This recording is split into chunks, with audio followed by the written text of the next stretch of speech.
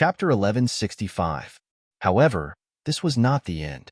The arms and legs of the Longhuai ancestor opened up again, and 7 or 8 little people of different sizes jumped out. After that, they even lifted up their own skulls and pulled out a little person from inside before putting their skulls back in place. Lu Ping swallowed a mouthful of saliva and asked hoarsely, "Senior, can you use all these avatars? What do you think?" This time, the Longhuai ancestor asked Lu Ping in a very human way, as if he was a little proud of Lu Ping's surprise. The 15 little people jumped around the Longhuai ancestor, making different movements, but they were very skilled, and Lu Ping could also see that these little people knew how to cooperate with each other. This was actually a Tao soldier formation formed by avatars at the early Dharma stage. This avatar of the old man is refined from 9,000 years old withered bamboo, and its body has its own space. This Tao soldier formation was created by the old man to kill time in these tens of thousands of years after his awakening. As for the materials needed to refine this Tao soldier formation, you must have seen them in the secret area. Lu Ping had naturally seen them before. The trees in the forest were all more than 5,000 years old, and the withered trees had probably been refined by the Longhuai ancestor into avatars, forming the Tao soldier formation in front of him now. Do you think the old man can take down those 11 minor repairs at the mid-Dharma stage? The Longhuai ancestor actually asked Lu Ping this question. At this time, Lu Ping realized that the Longhuai ancestor had returned to the kind of kindness Lu Ping had shown when they first met in the secret area. The decisive way he had killed Lu Tianyuan and Tian Tian was more like a way of protecting himself. Mid-Dharma stage and minor repairs at that. Perhaps only this old monster in front of him, who had lived for God knows how many years, could say this. Lu Ping cursed inwardly. Then, he said, "Senior, I don't think there's any need for you to bring me here. With this Tao soldier formation, you can easily take down Forefather Frost Leaf along with him." The Longhuai ancestor chuckled and said, "If the old man hadn't met you here, he would naturally do that. But now, consider this a test from the old man. There is one thing that the old man needs to tell you. Don't expect the old man to help you after he has taken down those 11 minor repairs. If you are killed by Hanya, the old man will avenge you. If you run away now, you and I will have nothing to do with each other in the future. But if you kill that Hanya, the heaven-opening relic on him will belong to you." Lu Ping pursed his lips and said, "Why? Didn't you want to recover the heaven-opening relic, Zhao Doran's handwritten letter?" The Longhuai ancestor smiled and said, "That was originally abandoned by the old man. If it wasn't for the fact that he didn't want it to fall into the hands of the 6 holy lands, why would he want to recover it?" In the forest, Hanya Laozu and the 11 cultivators from the Holy Lands flew all the way. They had expected Xiao Baiyu's strength when he appeared, predicted that Xiao Baiyu might cause damage to the ship, and even predicted that Xiao Baiyu might have a helper. However, they had predicted all the possible accidents, but they still failed in the situation they had expected. Everyone knew that Xiao Baiyu was strong enough, but they still underestimated his strength. As the peak existence in the cultivation world, Xiao Baiyu could fight against 3 people and still have the upper hand. He even had the time to make the fatal sword strike that destroyed the ship. They clearly knew where the opponent's strongest move was, but in the end, they still lost because of this strongest move. This was the philosophy that sword cultivators upheld. Regardless of the level of cultivation, the depth of strength, or the conspiracies, they would only need one sword strike to destroy them. As the saying went, one sword strike to destroy all techniques. The 10,000 techniques didn't just refer to spells, it also referred to trickery, tricks, and complete suppression of strength. Therefore, even when Mara's army arrived, even when the 4 Azuras appeared, they could have resisted them. However, it was that sword strike that fell from the sky that destroyed the treasure cabin of the ship, destroying the ship's main defense and attack methods. This caused the treasure ship that even pure young cultivators had to retreat to become a fish on the chopping board, waiting to be slaughtered. They could only escape because if they were too slow, they would not only face the ferocious Mara's army, but also the cunning cultivators who followed closely behind. This was originally a mission used by the 5 sacred grounds to test the air cultivators. Apart from killing Xiao Baiyu, the 5 pure young cultivators Laozu had to worry about it. All the other difficulties had to be dealt with by themselves. This was also the reason why none of the great cultivators from the 5 sects took action. They were full of confidence. They originally thought that the most difficult person to deal with was Lu Tianping of the North Sea, who came out of nowhere. This person really made them nervous for a while. It seemed that 3 or 4 of them didn't gain any advantage from him. However, this was only because the air cultivators of each sect valued their identity. Once they were forced to join forces and attack, 3 Lu Tianping could only flee. Fortunately, this person seemed to have a keen sense of smell. He quickly realized that something was wrong and hid himself first. Everyone said that this person was tactful, but in their hearts, they regretted that they couldn't compete with this person. It was really boring. However, it was that sword again that made all their efforts in vain. The treasure ship could no longer be escorted to Wuxing School. They could only retreat and escort Hanya Laozu back to Wuxing School. At least, they would have the opportunity to study Jiao Doran's handwriting. These people couldn't help but be angry. Even if it was pure Yang Laozu, there was still such a big gap between them and him. Even if 2 pure Yang cultivators, who were obviously here to help Xiao Baiyu, joined the battle, Xiao Baiyu was at least fighting 1 against 3 at this time. How could he be defeated by Xiao Baiyu's sword? If those people above them were not Laozu's pure Yang cultivators of each sect, perhaps these proud and arrogant air cultivators who dared to despise everything would have cursed them with words like trash, idiot, and idiot. A treasured ship had been destroyed just like that. They weren't ordinary cultivators of the Midlands, they were the elites of the hallowed grounds of the Midlands, so they naturally knew the value of a treasured ship. A treasured ship was practically the second foundation of every single large sect in the oceanic continent, and obtaining a treasured ship was equivalent to obtaining half of the resources of a large sect.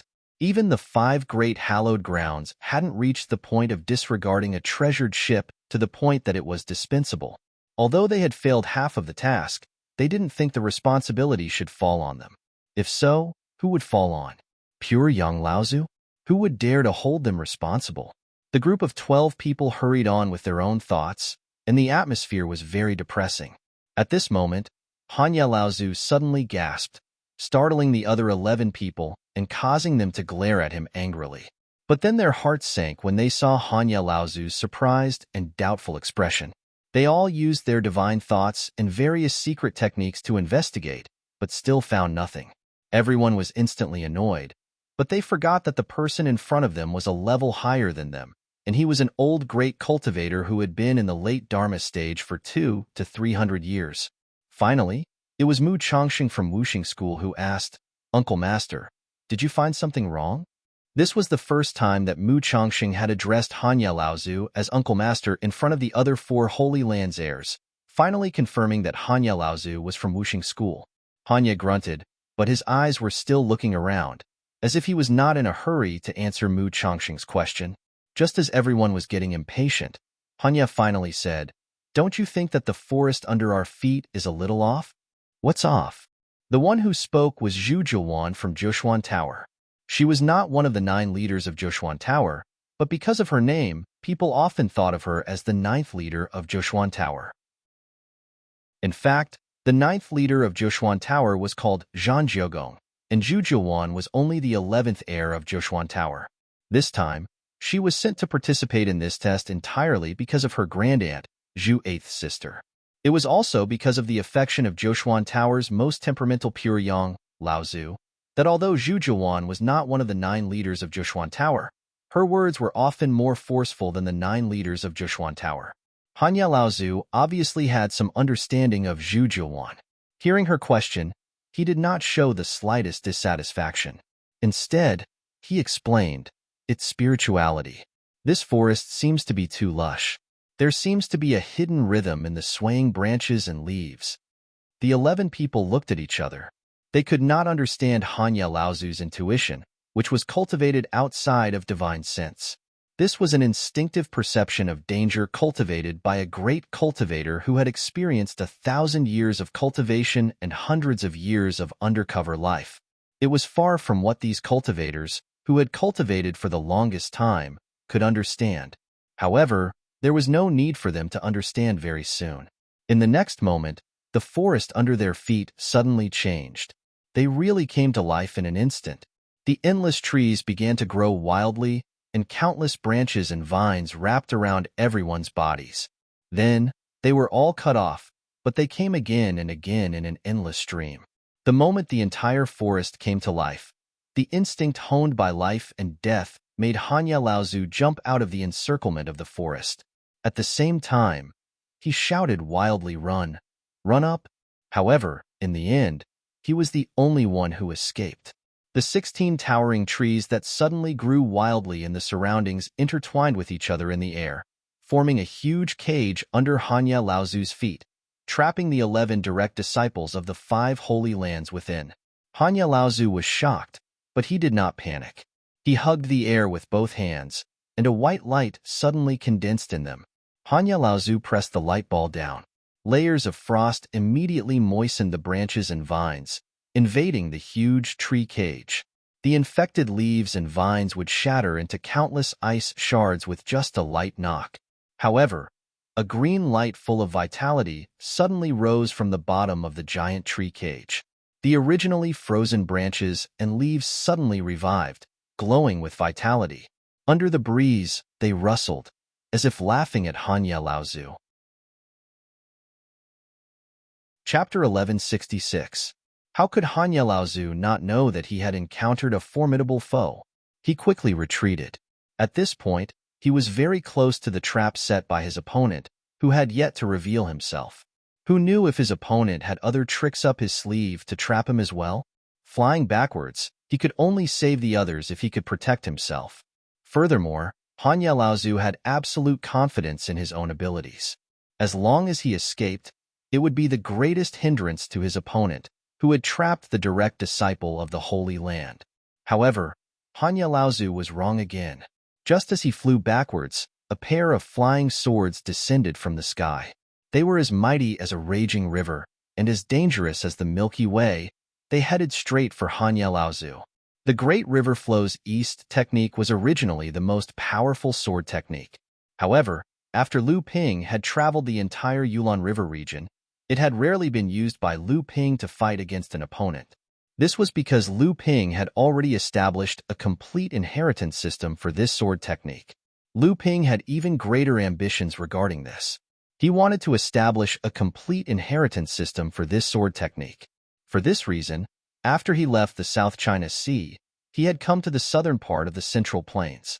He wanted to experience the process of how the largest river in the Central Plains, the Qingming River, flowed like the sea. Although this sword technique had not been fully established, at least its power was far greater than that of the Great River Flows East technique that had been established in the inheritance system for the 100 Rivers Flow into the Sea technique. Mid-Dharma stage. A look of disdain flashed across Hanya Laozu's face. With a flick of his wrist, a gust of cold wind blew past. The waves of swords instantly froze into spiritual chi ice crystals in midair, leaving only a thin stream of swords clattering in midair. They broke through the ice that had almost frozen the space around them, but they did not have much energy left to attack a Dharma adept. A yellow glow appeared around Hanya Laozu's body. Then, in the blink of an eye, the yellow glow condensed into a piece of armor on his left shoulder. Then, with a piercing sound, a dark blue sword actually pierced through the armor, but in the end, it did not hurt Hanya Laozu's body. A look of surprise also flashed across Hanya Laozu's face. He had been overseas for close to 1,000 years, and he was a great adept whose name was known throughout the overseas practice world. How could he not have heard of the famous shapeless sword technique?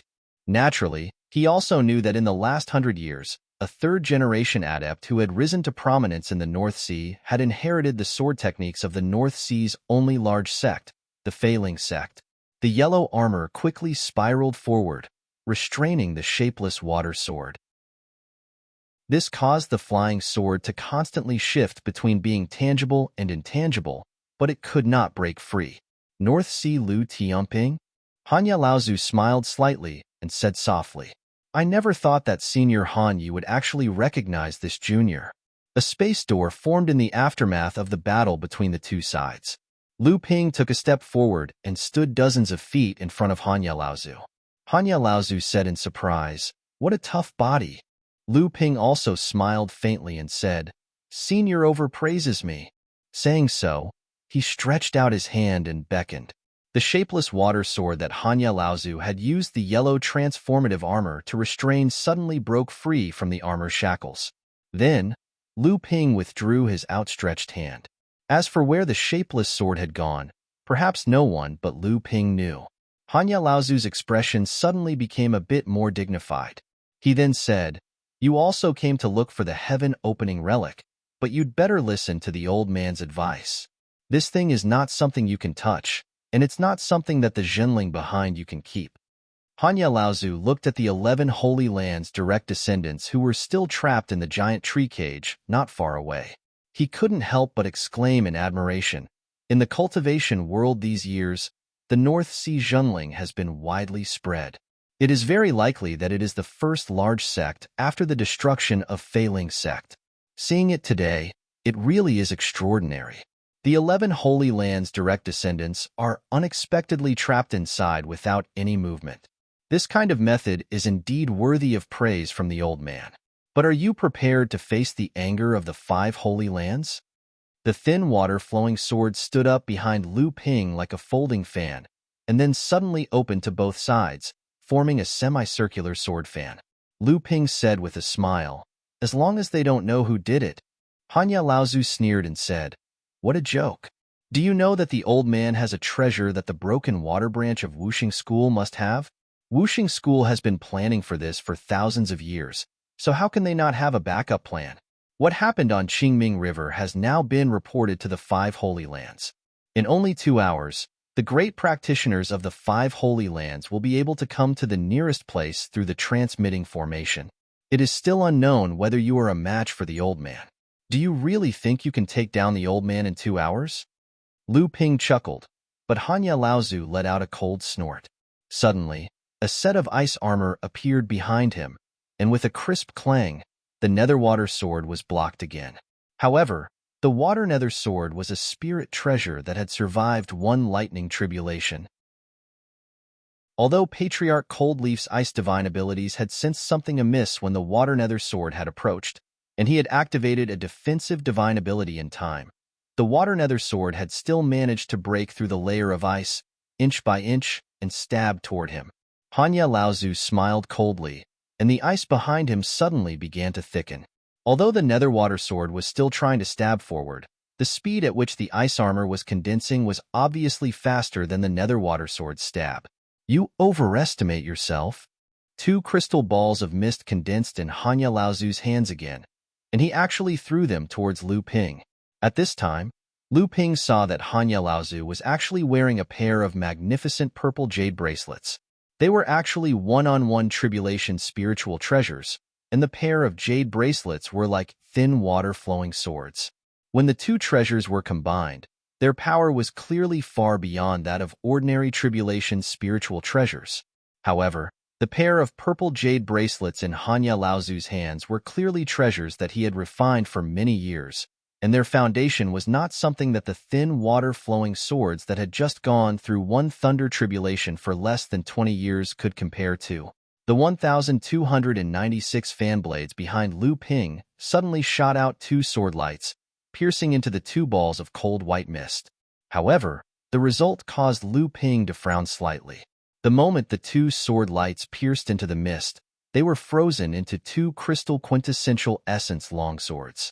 Even quintessential essence sword chi could be frozen. Moreover, the moment the sword lights pierced into the mist, the 2 balls of mist instantly followed the sword lights, and the moment the sword lights were frozen, they also converged their own cold chi into the sword lights. Impressively, there were 2 ice-flying swords that were exactly the same as the thin water-flowing swords. The ice-flying swords did not stop. Instead, they became even more ferocious. 2 more sword lights shot out from behind Lu Ping, but only 2 dang-dang sounds were heard, and the 2 ice-flying swords collided with the 2 ice-flying swords. Lu Ping's fingers moved, and 16 sword lights shot out, colliding with the 2 ice-flying swords. Suddenly, he saw Hanya Laozu shake his hand, and the pair of jade bracelets that were originally worn on his wrists, one above and one below, flew towards Lu Ping's head and soles. The two began to expand in midair, and when they reached Lu Ping's head and feet, they just happened to echo up and down, forming an ice cage, trapping Lu Ping in it. Before the cage was formed, Lu Ping already felt that his surroundings were becoming stiff, and even the void around him seemed to have become angular because of the freezing, making it more difficult for Lu Ping to move. Finally, the upper and lower jade bracelets corresponded, and the ice cage suddenly formed. Lu Ping rushed left and right in it, and the sword light fan behind him shot out as much as possible. Although it delayed the freezing of the ice cage, it was still unable to completely break it. Two rays of light shot out from Hanya Laozu's hands, and the speed at which the cage condensed suddenly increased. He smiled and said, "Although you have some strength, and even the old man has to use some strength, but in the end, your cultivation is still not enough." The ice cage finally formed, and a huge column of ice completely sealed Lu Ping inside, gradually wearing down Lu Ping's Xinqi, turning him into a frozen corpse. Then, Hanya Laozu waited for his eyes to open. This was because the frozen Lu Ping had disappeared in front of his eyes. There was not the slightest flow of Xinqi, and there was no turbulence in the space. He just disappeared so abruptly. Hanya Laozu's eyes narrowed. This was not Lu Ping's real body, but an illusion condensed from a splash of water. Moreover, it was an illusion at the level of a great magical power. Even Hanya Laozu had not discovered when Lu Ping had used a magical power to escape from the ice cage. The art of crossing the sea of deception. The body of Lu Ping's illusion was originally formed from water. After being completely frozen in the ice cage, the illusion broke by itself and naturally became a piece of ice, the same ice as the ice cage. Therefore, in the eyes of Hanya Laozu, Lu Ping naturally disappeared in such a strange way. Hanya Laozu instantly understood what was going on, but Lu Ping had already attacked from behind again. The huge waves surged, but it was not as courageous as before. Instead, it was more like he was unwilling to give up day and night, and dripping water could wear away a stone. However, in an instant, Hanya Laozu felt the power of this magical power that Lu Ping had used Zhenqi to attract the spiritual qi of heaven and earth. This was a supreme magical power that looked so ordinary. He could not take it head-on. Hanya Laozu suddenly rose into the air. The huge waves whistled past under his feet, pouncing on the forest below Hanya Laozu's feet. It could not even destroy a single tree in the forest. However, in Hanya Laozu's heart, a cold air that was even colder than his ice Xinqi rose. After the huge waves formed by Xinqi swept past, the lush green leaves of the forest began to turn yellow and wither. Closely after, the leaves were sucked dry of water, and the young seedlings and short grass on the ground began to wither and wither. The sounds of insects and birds in the forest suddenly became silent. Accompanied by the rustling of leaves, there was the sound of heavy objects falling from time to time. It seemed that the birds on the trees had lost their lives. Hanya Laozu sucked in a breath of cold air. What a strange and tyrannical supreme magical power. The supreme magical power of life, the art of changing seas into mulberry fields. Chapter 1167. The art of changing seas and mulberry fields. For a moment, everything within the range of Lu Ping's theurgy withered. This kind of theurgy was even more terrifying than the number one would attribute theurgy, the fallen petals in profusion, which could reduce a cultivator's vitality and lifespan. This person must not be left alive. Patriarch Frigid Leaf's heart skipped a beat as the thought flashed through his mind. After this thought flashed through his mind, Hanya Laozu also became unstoppable. He stretched out his hand, and the pair of jade bracelets immediately appeared on his wrist. Then, he saw Hanya Laozu's hands suddenly pressing down, and he suddenly shouted, "1,000 miles of ice." The desolate scenery that had been turned lifeless by Lu Ping's art of changing seas and mulberry fields for several miles was suddenly covered with a layer of white fog, frost, and ice crystals. It suddenly turned into a world of ice and snow. The world was still desolate, but there was a huge whirlpool that suddenly opened its mouth, wanting to devour this world of ice and snow and grind it into pieces. Hanya Laozu looked over. It was not a natural disaster, but a sword art whirlpool. Although Han Laozu was not a sword cultivator, he was not unfamiliar with sword cultivators. He could clearly feel that this huge sword art whirlpool had a feeling of returning to the origin for any sword theurgy. If the opponent was also a sword cultivator and used a sword theurgy to fight against him, then the opponent's theurgy would inevitably collapse and automatically fuse in front of Liu Ping's sword art whirlpool. However, if the opponent was not a sword cultivator, then this sword art whirlpool was a theurgy that could destroy everything. When a cultivator faced this theurgy, they would either use their own theurgy to defeat him, or be completely grinded to pieces by this theurgy. Facing Han Laozu's supreme theurgy, Liu Ping chose to face it head-on. In fact, after the opponent dodged his art of changing seas and mulberry fields, Liu Ping had already set up this Sea of 100 Rivers sword art. It was originally a backup for a series of attacks. However, with Han Laozu's profound cultivation, he actually reacted so quickly in such a short time. Helpless, Liu Ping had no choice but to release the arrow on the bow. Creak, creak, creak.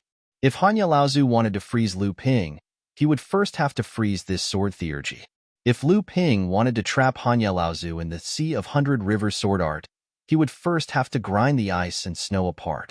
For a moment, the two theurgy were actually locked in a stalemate in mid-air. Liu Ping was still holding on, but the shock in Han Laozu's heart had reached another level. His level of cultivation was far above Liu Ping's, and the quality of the pair of purple jade bracelets in his hands was slightly higher than the thin water-flowing sword. Moreover, the peerless theurgy of the 1,000 Miles of Ice was also one of the most famous secret techniques in the world of cultivation. However, at this moment, he was in a stalemate with a third-generation adept at the mid-Dharma stage. What a strong true essence, what a brilliant swordsmanship, what a powerful supreme divine ability. Amidst the loud crash, Han Laozu's frozen world was instantly shattered, and Liu Ping's Sea of 100 Rivers sword art also came to an end. This time, the direct confrontation between the two of them was actually a stalemate. Han Laozu's expression of disbelief could not help but become more cautious, while Liu Ping, on the other hand, gained a little more confidence. Just as the peerless theurgy of the two of them broke apart, a few rays of sword light suddenly pierced through the ice and sword aura that filled the sky, heading straight for Han Laozu. At the same time, Han Laozu also threw out a few icicles towards Liu Ping. Pitter-patter, the two of them were fighting for an opportunity to kill each other quickly, but neither of them could do anything to the other. Han Laozu formed a seal with his hand, then struck it in the direction of Liu Ping. What followed was a loud crash, and the entire ground shook. The ground that was originally covered in silver shattered once again, and boundless ice and snow flew in all directions, turning the area that was previously enveloped by the 1,000 miles of ice into a slaughterhouse. Great Snow Avalanche, the second peerless theurgy of the ice and snow secret technique. Although this place was not a snowy mountain or glacier where avalanches would occur easily, the space that was previously enveloped by the 1,000 miles of ice was completely suitable for the Great Snow Avalanche. The 1,000 miles of ice and the Great Snow Avalanche were two peerless theurgy secret techniques that were extremely closely linked. Cultivators who had cultivated the 1,000 miles of ice would usually have to cultivate the Great Snow Avalanche as well. Only by combining the two peerless theurgy would they be able to unleash an even stronger might. Jinling's Tian Shui Laozu had advanced to the mid-Dharma stage many years ago, and he had cultivated the 1,000 miles of ice, a peerless theurgy. It was a pity that he did not manage to cultivate the Great Snow Avalanche after that. However, Tian Shui Laozu and Tian Fan Laozu had cultivated Jinling's secret combination attack technique. In addition to Tian Fan Laozu's successful cultivation of the peerless theurgy secret technique, Whirlwind Scattered Clouds, the two of them combined to form a set of peerless theurgy that complemented each other's powers, the snow-torturing wind glutton. This became the method that the two of them, who were at the mid-Dharma stage, used to fight against late Dharma stage adepts. Han Laozu's abilities were obviously far above Tian Shui Laozu's. To be able to use these two peerless theurgy consecutively so easily, Han Laozu was confident that even if Liu Ping was a cultivator of the same level as him, he would not be able to handle it in a short period of time. Hanya Laozu's continuous use of these two peerless theurgy consecutively was also because he had accurately calculated that Lu Ping's inner yuan might not be able to gather together in a short period of time. This had become an opportunity for Hanya Laozu to defeat Lu Ping. Opportunity? If it was before he met Lu Ping, Hanya Laozu would never have thought that he would need to look for an opportunity to defeat a middle Dharma stage cultivator. Although the world of ice and snow had blocked Hanya Laozu's vision, it did not affect Hanya Laozu's detection. However, just as Hanya Laozu's divine will had entered this chaotic world, he was prepared to see Lu Ping scrambling to deal with the tyrannical Shen Tong's suppression in front of him and take the opportunity to kill him. Just as he was about to take the opportunity to kill him, Hanya Laozu's expression suddenly changed. It was still that sparkling white world, but inside it, there was a similarly sparkling and tranquil place. No matter how violently Hanya Laozu's ice and snow wreaked havoc, it was unable to break this tranquil place in the middle. A huge white jade lotus bloomed, and countless runes flowed on the huge lotus petals. In the land of ice and snow, everything within a radius of several feet was completely suppressed by the lotus formation. Lu Ping stood in the middle of the flower, above the formation. He slowly raised both his hands, and the huge lotus formation began to rise slowly. Wherever it passed, all the ice and snow disappeared. Hanya Laozu's body quickly moved away, but he suddenly saw that the sky around him had suddenly been arranged with 12 huge stars. Hanya Laozu only felt that no matter which direction he wanted to go, he would suddenly bump into one of the stars, and he would immediately be surrounded by the other 11 stars. Hanya Laozu calmed himself down.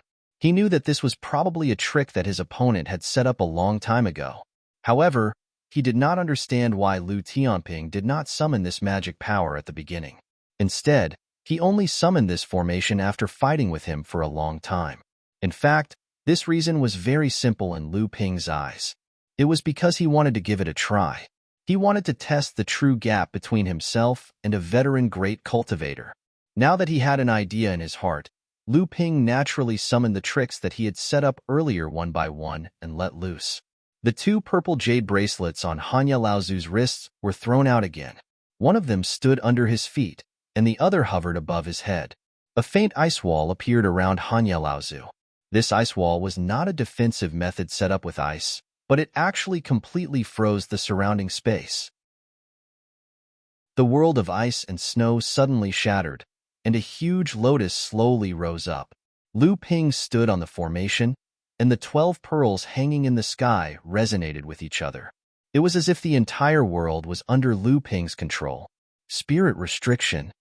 The Ling Qi around Hanya Laozu completely dissipated, and there was no longer any Ling Qi floating around Hanya Laozu. Suppressing mountain. Hanya Laozu felt the space around him start to compress inexplicably. The protective ice wall that he had set up using his spatial ability immediately started to creak and crack. Hanya Laozu's expression changed slightly, and he suddenly heard Lu Ping shout, "Striking God!" The 12 stars that were hanging in the sky instantly appeared around Hanya Laozu like meteors. The ice wall that was already unable to withstand the heavy load was instantly smashed through with a loud rumble. The two purple jade bracelets on his head and feet resonated with each other, and a profound ice pillar directly sealed Hanya Laozu within it. Amidst a series of densely packed smashing sounds, the light on the two purple jade bracelets trembled violently, becoming increasingly dim. Lu Ping stretched out his hand and clenched his fist, sea treading. Each gentian bead brought about a violent wave, and the natal gentian formation became more and more violent. The purple jade bracelets suddenly began to shake. Under the fierce attack of the natal gentian formation, the surface of the two first tribulation spirit treasures even began to crack. However, Hanya Laozu just frowned and remained indifferent. Seeing that the two jade bracelets were about to completely shatter, the spirit hidden in the original body let out a panicked tremble. Hanya Laozu suddenly opened his eyes, and the two jade bracelets on his head immediately returned to Hanya Laozu's body. The resistance of the gentian formation suddenly disappeared, and the 12 gentian beads suddenly rushed toward Hanya Laozu like a tsunami. However, a purple jade ring suddenly rose from the top of Hanya Laozu's head. a dense purple aura suddenly burst out from the jade ring, and the 12 gentian beads that came from all directions, along with the violent wave of spiritual energy, were all frozen in midair. Purple jade ice essence. A second tribulation spirit treasure. Another 1,000 miles of ice. With the help of this second tribulation spirit treasure refined from the purple jade ice essence, Hanya Laozu completely froze the gentian formation in one fell swoop. The whole formation suddenly began to tremble violently. This was Lu Ping trying his best to get the 12 gentian beads out of the ice. However, Hanya Laozu would not give Lu Ping this chance again. The jade ring made from the purple jade ice essence floated above his head, and Hanya Laozu went straight to Lu Ping in the lotus formation. Hanya Laozu wanted to use this second tribulation spirit treasure to completely kill the minor repairs in front of him, who had brought him so much trouble. Clang! Unknowingly, a praying mantis lay on Lu Ping's shoulder, and the two big blades in front of it crisscrossed. Clang! There was a sound of gold and iron colliding. Hanya Laozu screamed in disbelief. His body with the jade ring on his head did not advance but retreated. Two huge rays of light crisscrossed over the top of Hanya Laozu's head. The solid purple aura that diffused from the purple jade ring was cut off by the intersecting rays of light. Chapter 1168. The Northern Alliance was the most powerful sect in the East Sea apart from the Crystal Palace. However, when it came to the history of sects, the Northern Alliance had the shortest history apart from the Carefree sect, which had just become a large sect. Even so, the Northern Alliance had only accumulated 3 second tribulation spiritual treasures in the past thousands of years. They were in the hands of Gue Yi, Chu Yi, and Hanya respectively. When Hanya first joined the Northern Alliance, his initial goal was to obtain the spiritual treasure halving. However, the spiritual treasure halving had always been a very special existence in the Northern Alliance. In the end, it fell into the hands of Chu Yi Laozu, who had more experience in the Northern Alliance. Hanya and Chu Yi were originally estranged because of Gue Yi Laozu. After that, Hanya tried every possible way to transfer the spiritual treasure halving from Chu Yi Laozu to himself. Because of this, the two of them even had a huge argument. In the end, Patriarch Crimson Leaf had no choice but to gather a large amount of the Northern Alliance's power. They found the purple jade ice essence, a treasure of heaven and earth, in the Northern Ice Field's 10,000-year frigid ice spirit treasure.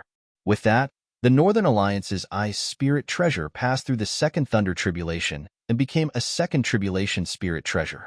Hanya Laozu no longer had any reason to cause trouble for Chu Yi Laozu because of the spiritual treasure.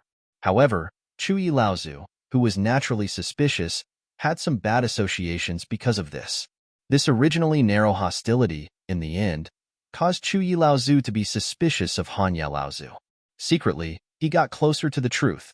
Hanya Laozu seemed to have frequent contact with people outside of the Northern Alliance. Unfortunately, Chu Yi Laozu did not have a strong background like Hanya Laozu. The two of them had similar status in the Northern Alliance, and their strength was also similar. If Chu Yi Laozu wanted to move to Hanya Laozu, there were only 2 ways. One was to obtain the support of the most representative of the Northern Alliance, Gue Yi Laozu. Gue Yi Laozu was Hanya Laozu's cultivation partner. The second way was for Chu Yi Laozu to control the evidence of Hanya Laozu's betrayal of the Northern Alliance. Therefore, Chu Yi Laozu could only wait patiently until everything was ready. However, Hanya Laozu did not need to do this. Just when Hanya Laozu felt that he was suspected by Chu Yi Laozu, the power behind him could immediately use Mara's army to kill Chu Yi Laozu in Phantom City. The spiritual treasure is broken in 2. How could it be in your hands? Forefather Cold Leaf couldn't care less about the spirit treasure above him, which had lost some of its essence in the first exchange. After dodging the scissors, he shouted at the top of his lungs. Lu Ping naturally noticed the fervent look in his eyes. Lu Ping giggled and said, "Senior, if the spirit treasure isn't in my hands, who else could it be?" Hanya Laozu was speechless. Lu Ping understood immediately. When Chu Yi Laozu led the Northern Alliance disciples, it was already a dead end. Even if Hanya Laozu was not a participant, he must have known. No wonder the second-generation disciple of the Northern Alliance, Lin Jingtang, hated Hanya Laozu to the bone. Before he died, he would rather reveal the Northern Alliance's treasure to Lu Ping and use this as a condition for Lu Ping to kill him. Seeing Lu Ping's expression, how could Hanya Laozu not know that Lu Ping had already guessed something? He sneered. You can wear out iron shoes in fruitless searching, only to find it by chance. Our sect needs the mist to suppress the Broken Water faction, and you delivered this to us. Since that's the case, I'm afraid we can't let you live today. Lu Ping snickered and said, That depends on whether Senior has the ability or not. The word ability was spoken repeatedly.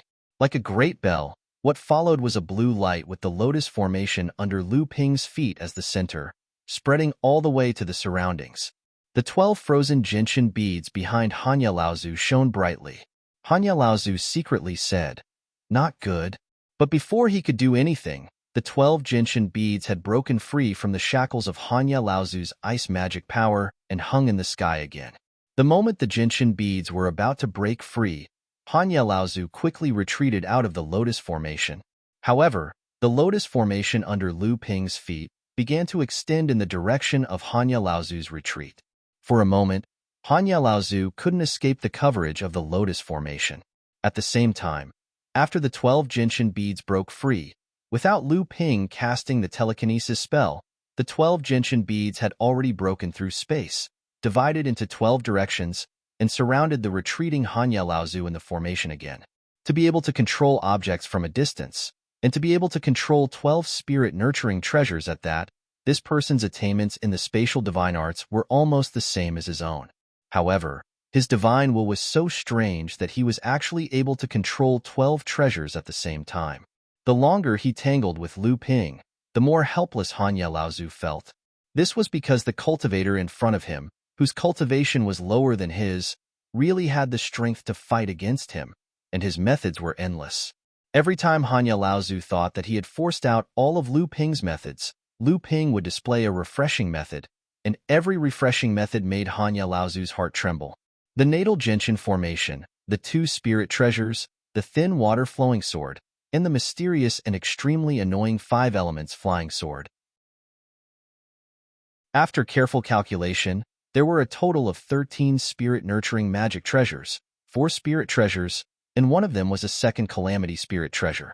If an ordinary cultivator saw this, they would think that these treasures would belong to at least 10 Dharma adepts. But now, they had appeared in the hands of one person, and this person was using them as if they were nothing. Was he really only at the mid-Dharma stage? Even Hanya Laozu began to have doubts. This was because, from the beginning until now, Hanya Laozu only had 3 spirit treasures on him, and 2 of them were originally in pairs, just like the thin water-flowing sword in Lu Ping's hands.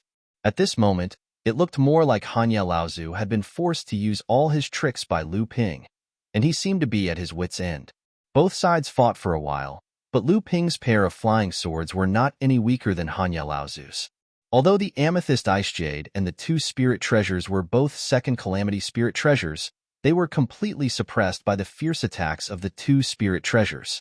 Even if Hanya Laozu originally had an advantage in terms of his level of practice, with the help of the natal gentian formation, not only was it negated by the geographical advantage, but after a long time, it began to restrict Hanya Laozu's abilities.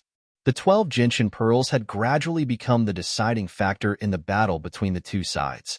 Hanya Laozu's protective treasures and magical powers were repeatedly destroyed by the gentian pearls, and his other tricks were constantly suppressed by Lu Ping, causing him to gradually become powerless. Naturally, Hanya Laozu would not give up just like that.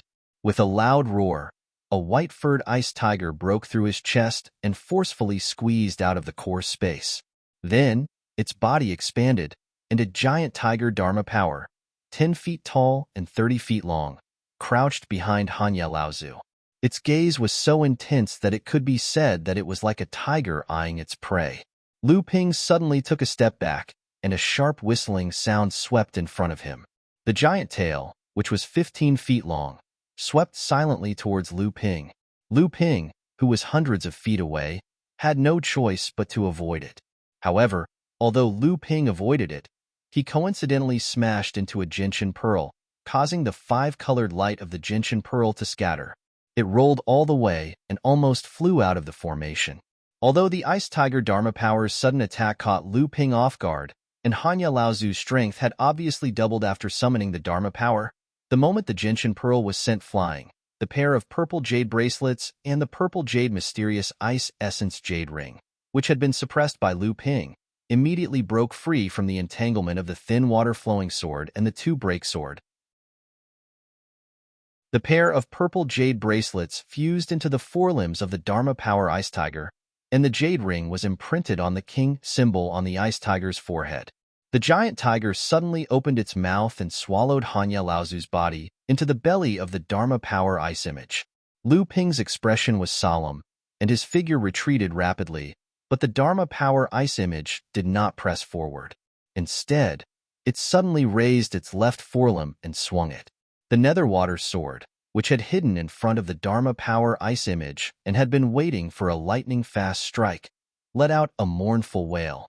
The entire sword bent into the shape of a bow and was directly sent flying out of the Gentian formation. The ferocious tiger's forelimbs bent and its hind limbs kicked, and its huge body suddenly pounced forward. The two-break sword of Mantis used a scissor kill, and two sky-piercing blade lights cut towards the neck of the Dharma Power Ice image. However, the giant tiger suddenly opened its forelimbs and pointed to the left and right. The two blade lights, which even a second tribulation spiritual treasure, the purple jade mysterious ice essence jade ring, had to retreat in the face of the Dharma Power Ice image's forelimbs.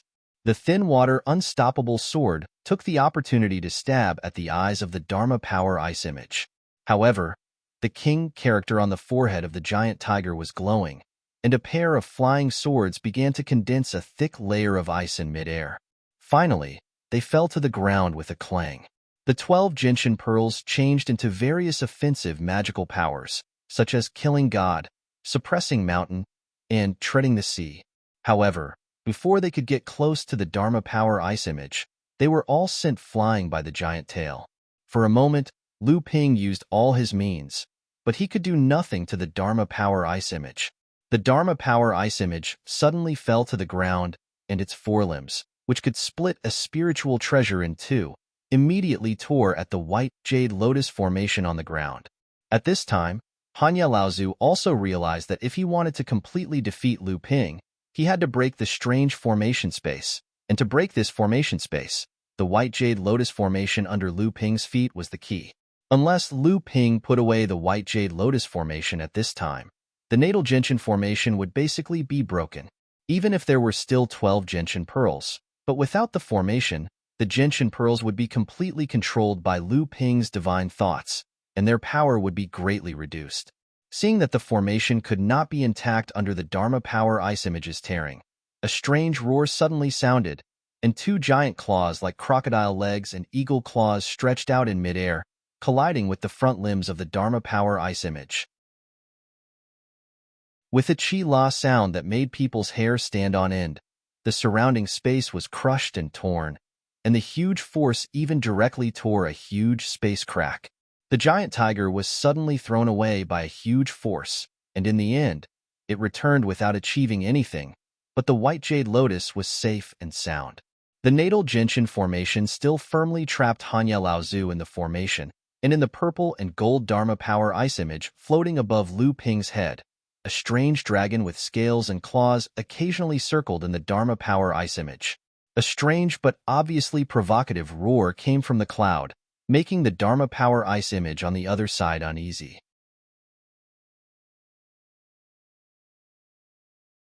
Chapter 1169.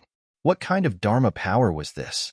A look of fear flashed across Hanya Laozu's face, not because of the strange Dharma power hovering above Lu Ping's head, but because of the tyrannical strength that the Dharma power had displayed when it was wrestling with his Ice Tiger Dharma power.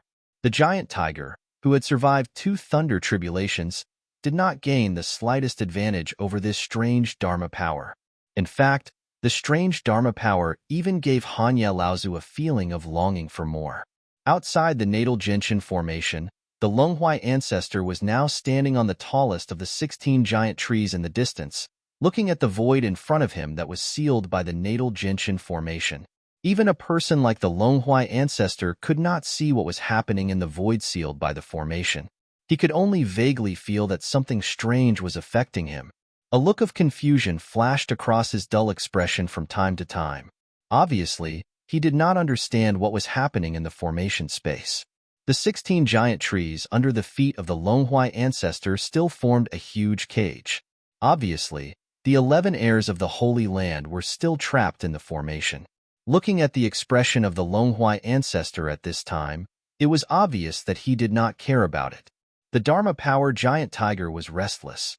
It walked around the purple-gold auspicious cloud from afar, but still did not dare to take the initiative to move forward. The golden auspicious cloud suddenly rolled towards the ice tiger. From time to time, the body of the strange Dharma Power could be seen from the auspicious cloud. However, Hanya Laozu could not see the whole appearance of the strange Dharma Power. The giant tiger Dharma Power suddenly abandoned the strange Dharma Power and rushed towards the body of Lu Ping, who was still in the lotus formation. Unexpectedly, it had only moved a few feet when it suddenly felt its body tighten. The strange Dharma Power's tail had easily broken through the protective light around the giant tiger Dharma Power and hit the body of the Dharma Power. The giant tiger Dharma Power cried out in pain, and its huge body was immediately whipped away.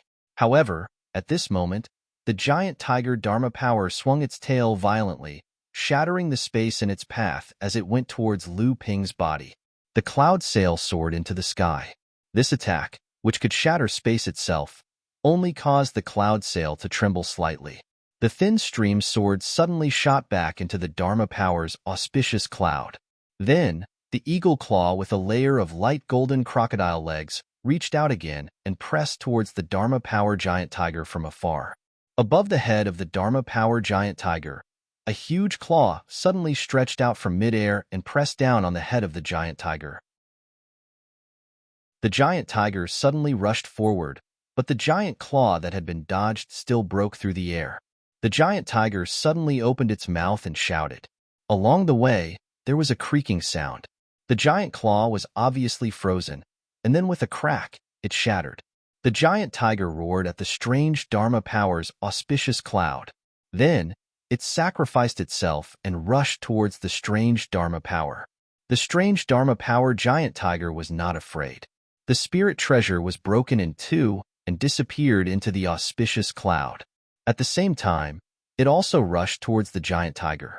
The body of a snake, the legs of a crocodile, the tail of a carp, the antlers of a deer, the ears of a cow, the mane of a horse, the eyes of an eagle, and the claws of an eagle. This strange Dharma Power of the flood dragon was a combination of 7 bloodline characteristics. When Hanya Laozu finally got a glimpse of Lu Ping's Dharma Power, there was a look of surprise in his eyes. Then, there was a feeling of fear in his heart. The strange flood dragon suddenly opened its mouth and spat out a huge bead. The bead suddenly lit up, and a strong pure yang aura suddenly emanated from the bead.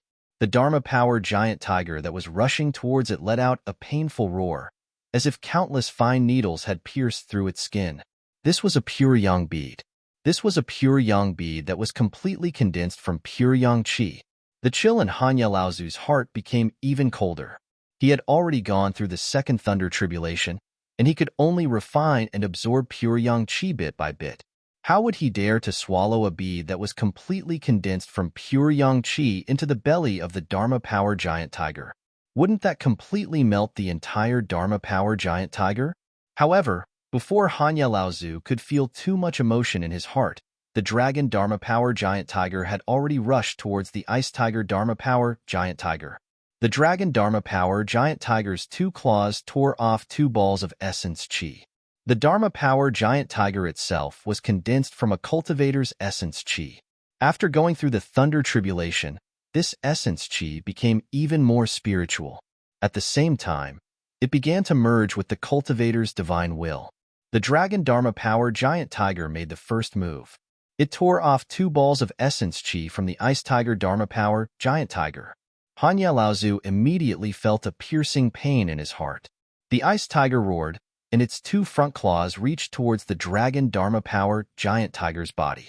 At the same time, it opened its mouth wide, waiting for the two front claws to grab the dragon Dharma power giant tiger and bite it. Whoosh!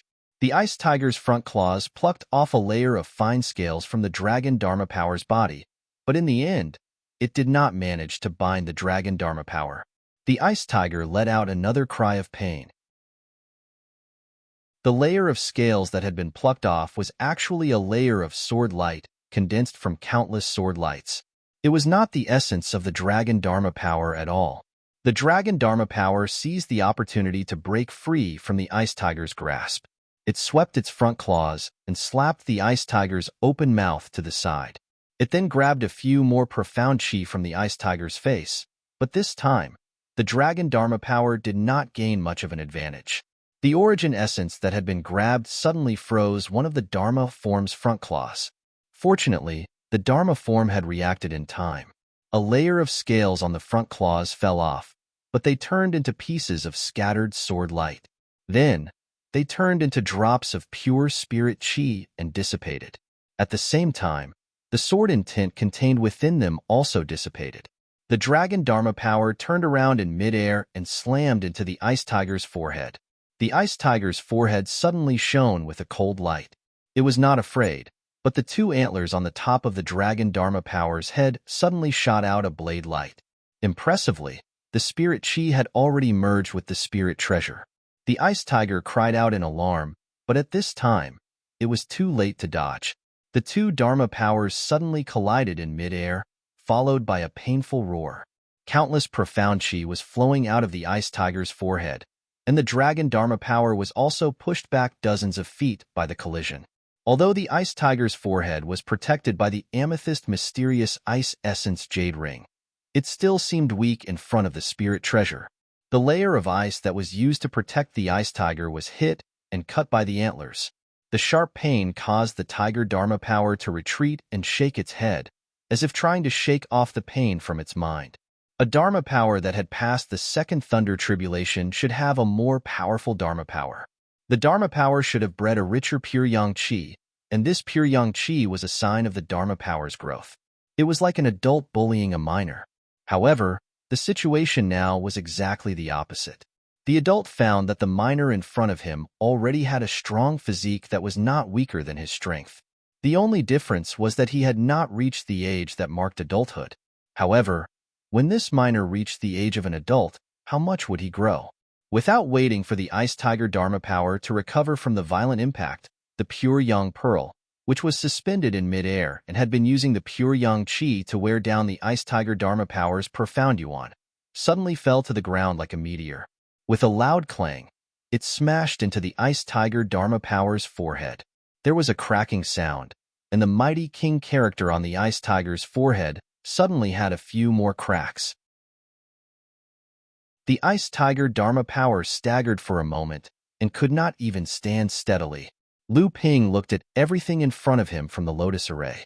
He took advantage of the situation to activate the natal array, and the 12 gentian pearls brought up endless waves, turning the entire array space into a vast ocean. The dragon Dharma power's power in the ocean increased by 30%, but the ice tiger Dharma power seemed to be struggling in this spiritual energy ocean.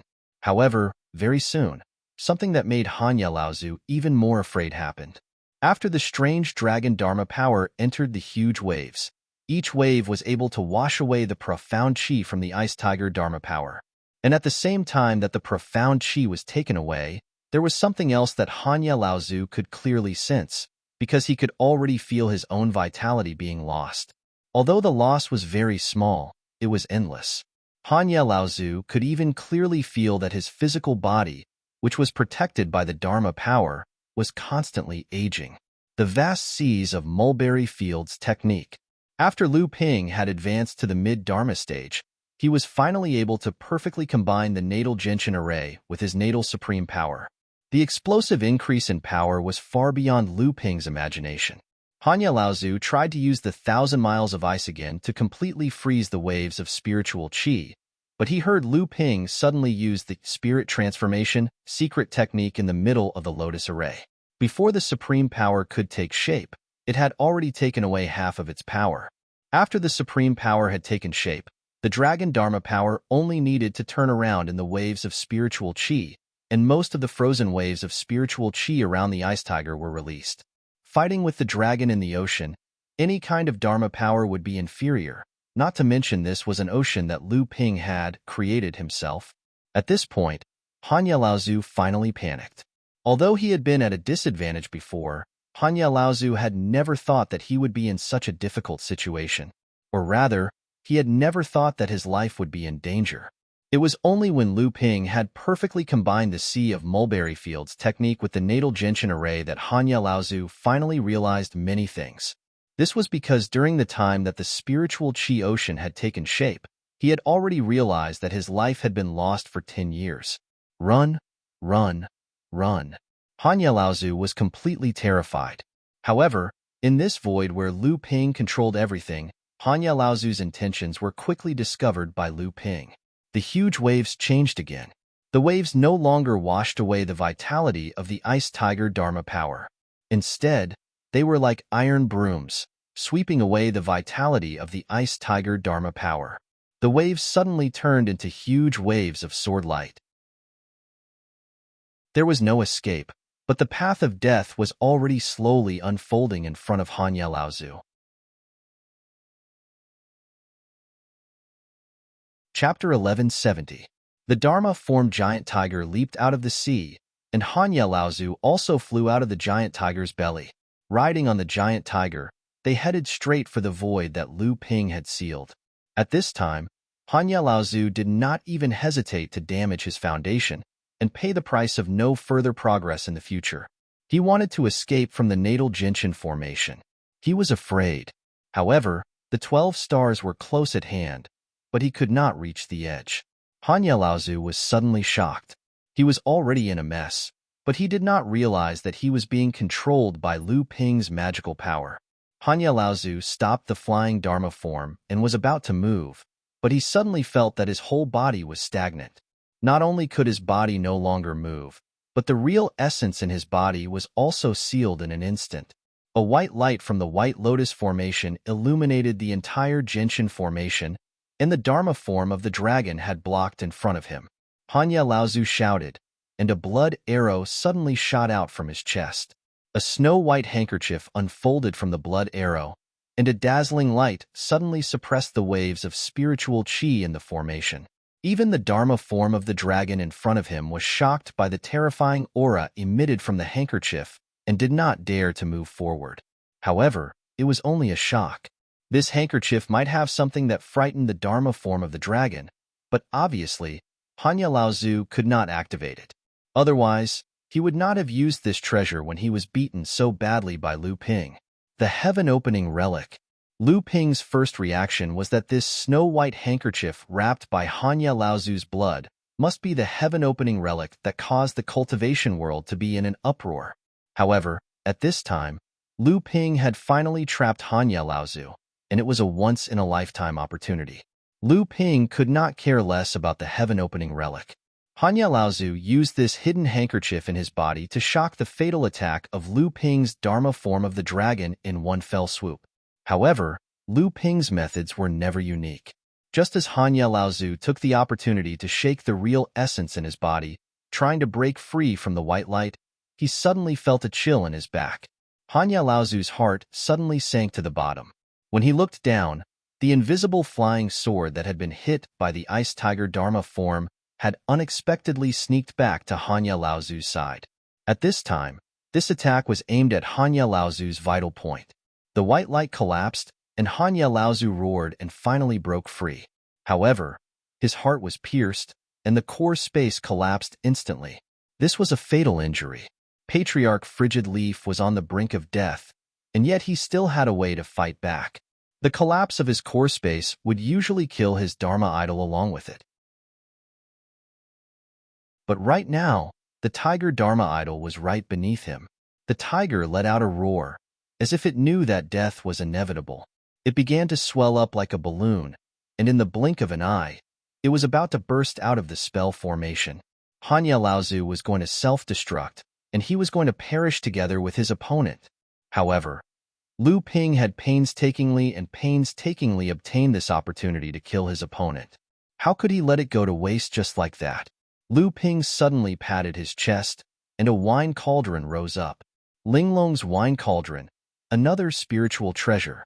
Lu Ping suddenly patted the body of the wine cauldron, and this time, Linglong jumped out of the wine cauldron and floated in the air. Then the whole giant cauldron began to spin rapidly under Linglong's body, and it spun faster and faster. A huge spiritual vortex suddenly communicated with the expanding ice tiger Dharma form, and it sucked back into the wine cauldron. Chinkuan wine cauldron, you actually have a replica of the heaven-opening artifact. Hanya Laozu roared in despair and anger, but at this time, all that was left was a little of Hanya Laozu's spiritual will. His physical body had collapsed, and his death was inevitable. It was difficult for him to control the Dharma form at this time. The huge tiger Dharma form seemed sluggish and clumsy. After the wine cauldron continued to absorb spiritual energy, it did not know how to resist, and its huge body suddenly began to shrink. Explode! Explode! Explode! Hanya Laozu, who had gone completely crazy, roared with the last of his strength in an attempt to detonate the entire ice tiger Dharma form. However, his voice was getting lower and lower, and gradually, it was almost inaudible, but the crazy obsession before death became stronger and stronger. At this time, the dragon Dharma form suddenly suspended the pure young pearl in midair, and it was as if a huge sun was hanging in the Gentian space. The giant tiger Dharma idol was, after all, a great cultivator who had survived 2 lightning tribulations. The pure yang energy contained in the Dharma idol was no weaker than that of the dragon Dharma idol. At that moment, strands of pure yang energy were being stripped from the Dharma idol's body and gathered in the pure yang pearl that was suspended in mid-air. Boom!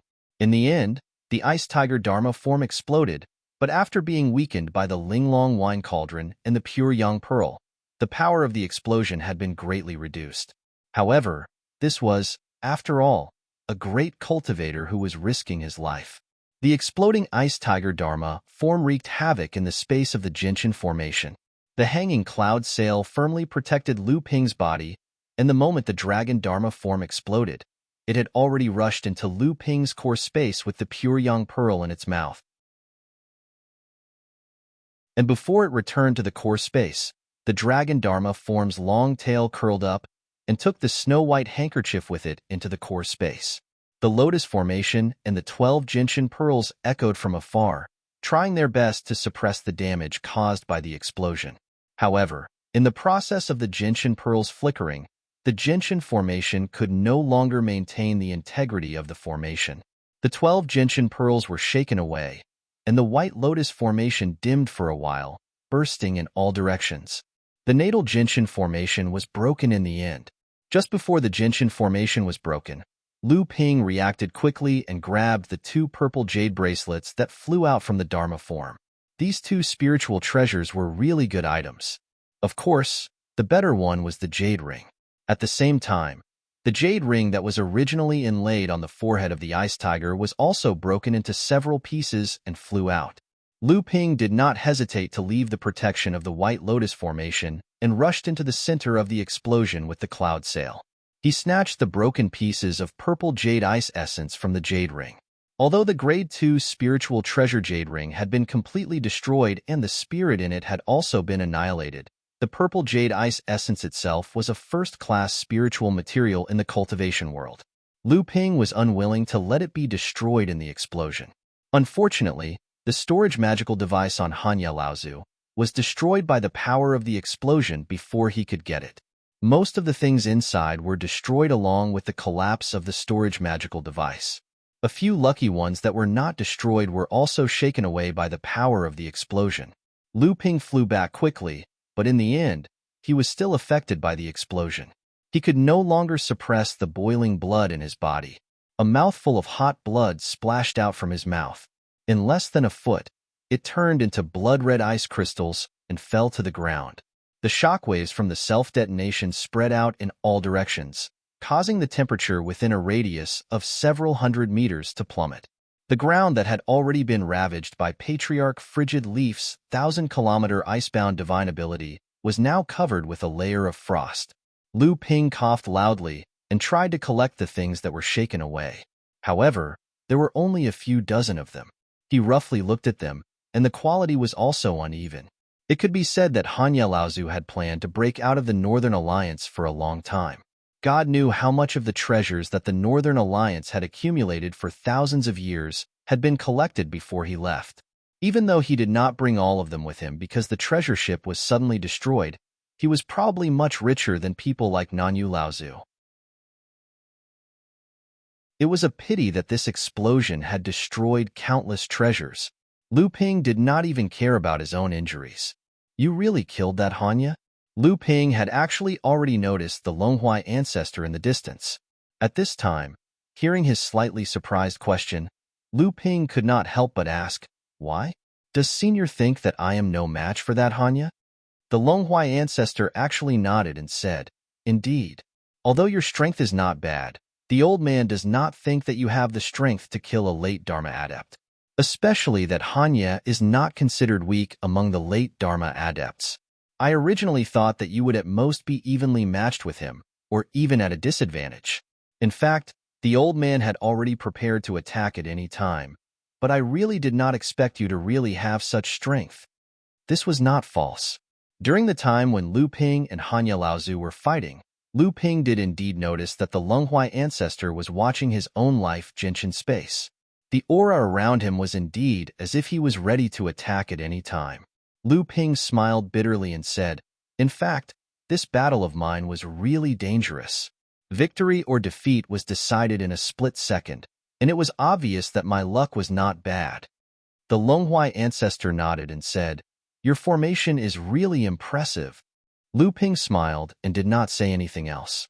The Longhuai ancestor's eyes were like torches. Lu Ping had revealed too many of his trump cards in this battle, and he did not know how much he had already noticed. Lu Ping casually released Debao and said, "Many treasures have been lost. How much you find will depend on your ability." Debao had seen the Longhuai ancestor before. Naturally, he knew that the person in front of him was an existence that should not be provoked. He hurriedly bowed to the Longhuai ancestor and hurriedly ran towards the forest. He had indeed discovered the aura of many treasures. Lu Ping thought for a moment and also summoned Lu Xiaoping. He ordered him to chase after Debao and protect him. Although the battle between Lu Ping and Hanya Laozu was covered by the Life Jinshin formation, Hanya Laozu's self-explosion caused a great commotion. Although this place was remote, it was inevitable that it would attract the attention of cultivators, so it was better to be cautious. When the Longhuai ancestor saw Lu Xiaoping, he naturally knew that it was refined from the 8,000-year-old willow tree that he had gifted to Lu Ping. He smiled and said, "This child is not bad, and the person who refined it is also quite talented." Lu Ping smiled and said, "It was refined by one of my junior brothers. He is quite talented in the Tao of puppets. After receiving the inheritance of Senior's avatar, he became even more like a fish in water. Junior has to thank Senior on behalf of my junior brother." As Lu Ping said this, he took out a snow-white silk handkerchief from his clothes and said, "Junior obtained this from Hanya Laozu. I wonder if this is the item that Senior left behind in the past?" The Longhuai ancestor glanced at it and said indifferently, "Yes, it is. Just keep it. This item may be precious, but it is of no use to the old man. Just don't let it fall into the hands of the 6 holy lands."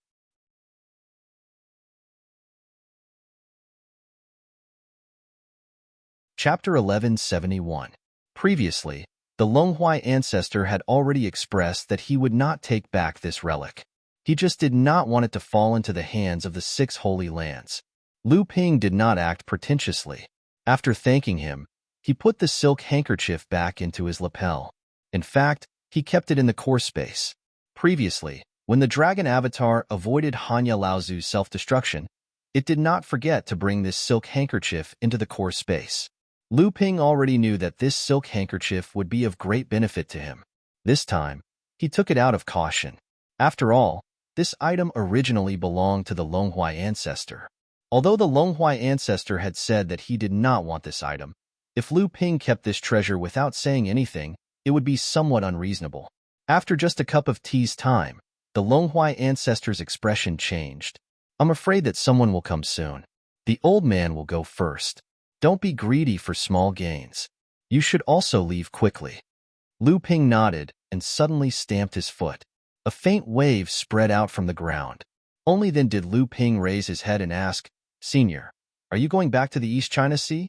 The Longhuai ancestor shook his head. The old man has been trapped in the secret perished land for tens of thousands of years. This time, it was not easy to get out of the fence. Naturally, I want to travel the world and experience the atmosphere of the cultivation world. Lu Ping smiled. Then I hope that Senior can return to the cultivation world with joy. At the same time, I also hope that Senior can get out of the fence as soon as possible. The Longhuai ancestor smiled and said, "No matter what, the old man cannot break through the myriad poison heavenly wall. He can only rely on external forces. Don't forget what you promised the old man.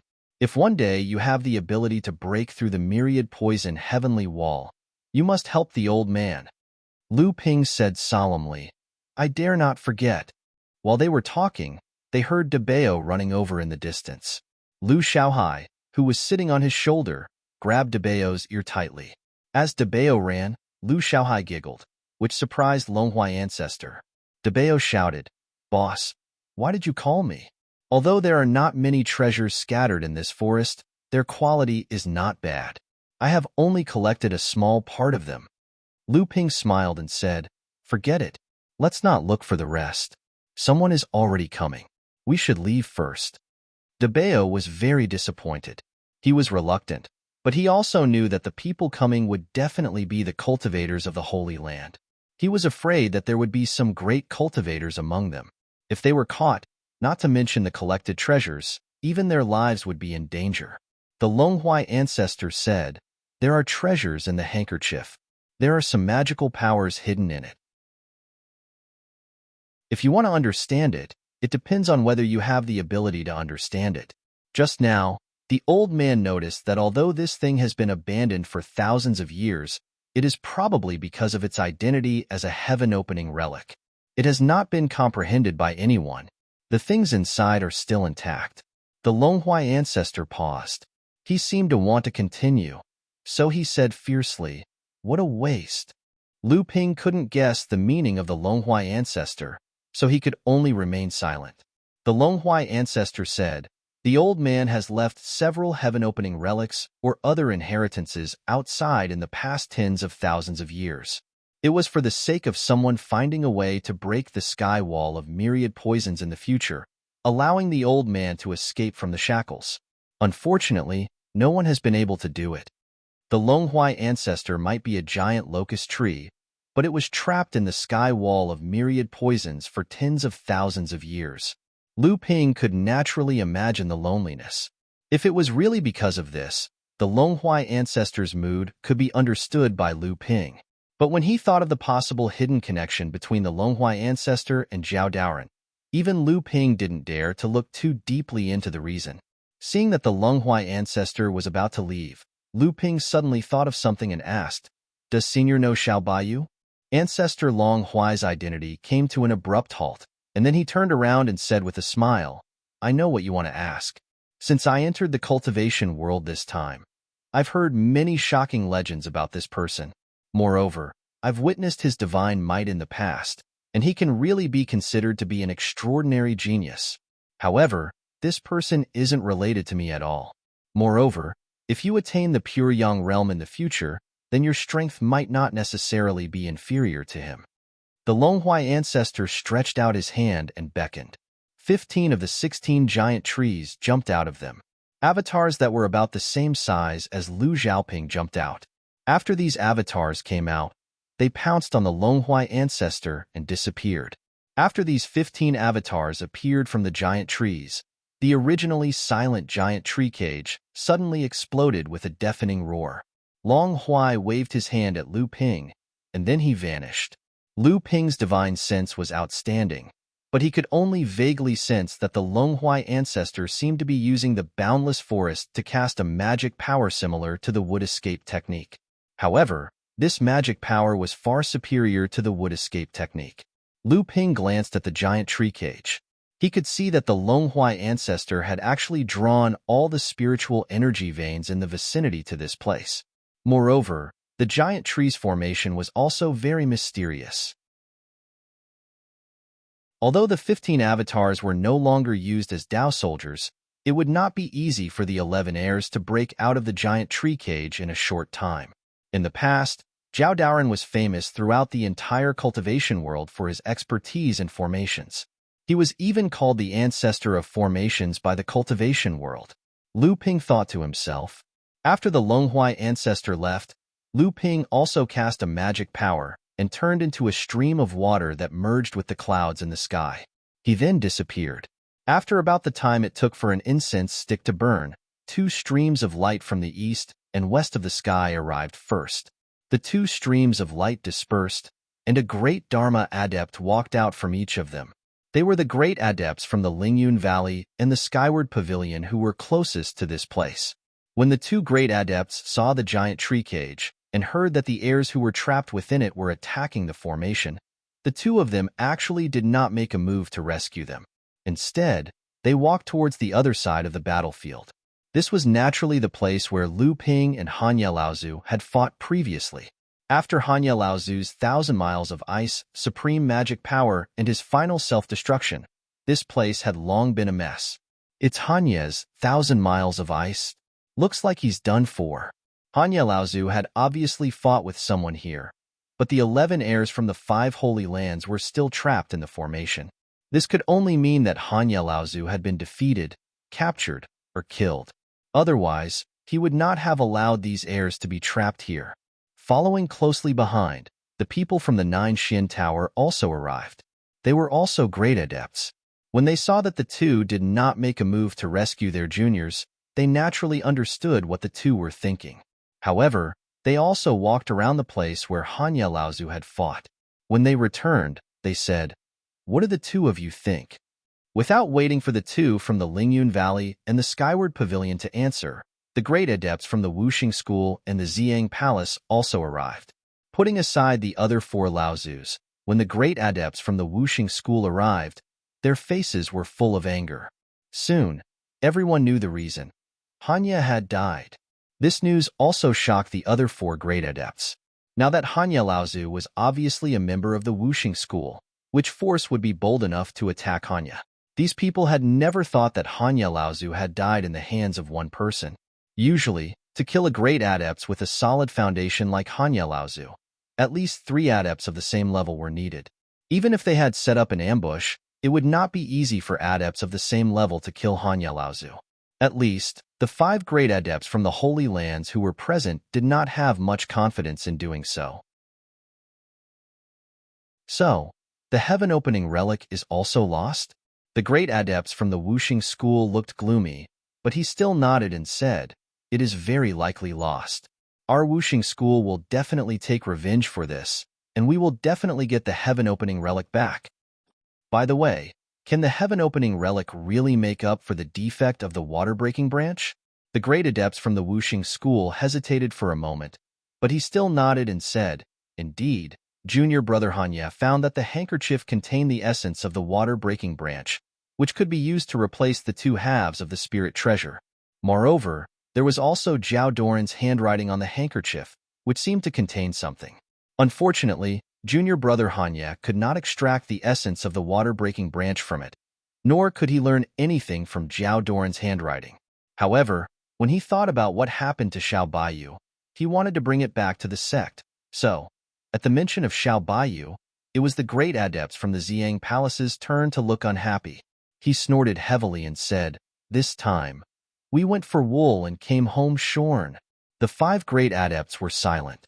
Originally, the 5 Holy Lands wanted to use the heaven-opening relic to surround and kill Xiao Baiyu, but unexpectedly, their plan to surround and kill Xiao Baiyu on the Qingming River failed. The Wuxing School lost a great adepts, and the heaven-opening relic also disappeared. Later, the heirs of each sect who participated in this mission originally had the chance to learn the handwriting of Zhao Daoren, but now they did not have the chance. With a whistling sound of swords, the cage of the giant tree was broken. The sky was filled with sword lights like stars, and even the light of the day could not dim them. Su Jin and Guo Wanqing were the first to break through the giant tree's formation, and they killed their way out. The 6 supreme sword techniques of the Ziyang Palace: Starry Sky Sword Technique, Chaotic Star Sword Technique. Sword cultivators were indeed the existence with the most tyrannical attacks. Su Jin and Guo Wanqing cooperated with each other, and the power of the 2 supreme sword techniques was even stronger. They were the first to break through the giant tree fence. However, after the 2 of them rushed out, they were on guard, as if they were ready to attack at any time. But soon, the 2 of them were stunned. The 5 great adepts, including their seniors from the Ziyang Palace, were looking at the 2 of them coldly. Their eyes were filled with great dissatisfaction. What was going on? Before the 2 of them could figure out the reason, another long whistle was heard. Wuxing School's Mu Chongxing had finally broken through the giant tree's cage with the help of his deep attainments in the wood attribute cultivation method. Senior brothers from the Ziyang Palace, the person who set up this formation is far stronger than us. Let us practice first. Disciple greets the 5 Laozu.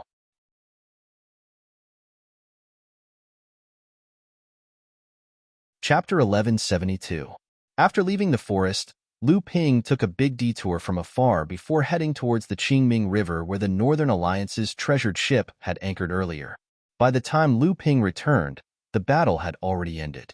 The Northern Alliance's treasured ship on the Qingming River had already disappeared without a trace.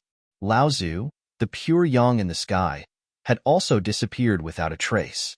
Mara's army and the Dharma adepts of the various sects had also disappeared without a trace.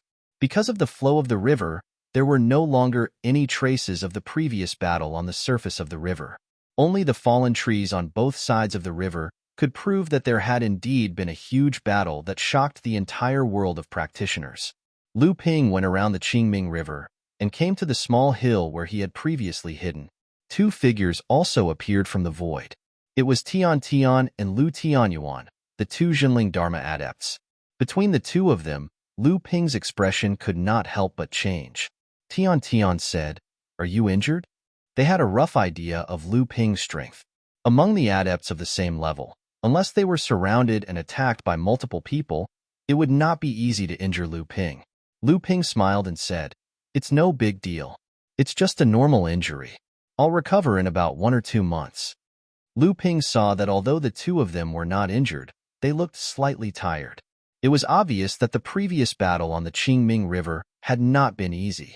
However, the 2 of them had a look of excitement in their eyes.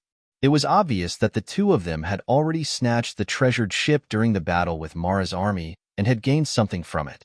Lu Ping smiled and asked, "It seems that the 2 of you have gained a lot from the treasured ship?"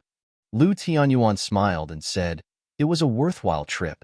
This time, besides the Northern Alliance adepts, the rest of the army that attacked Mara's army were mostly adepts from various sections.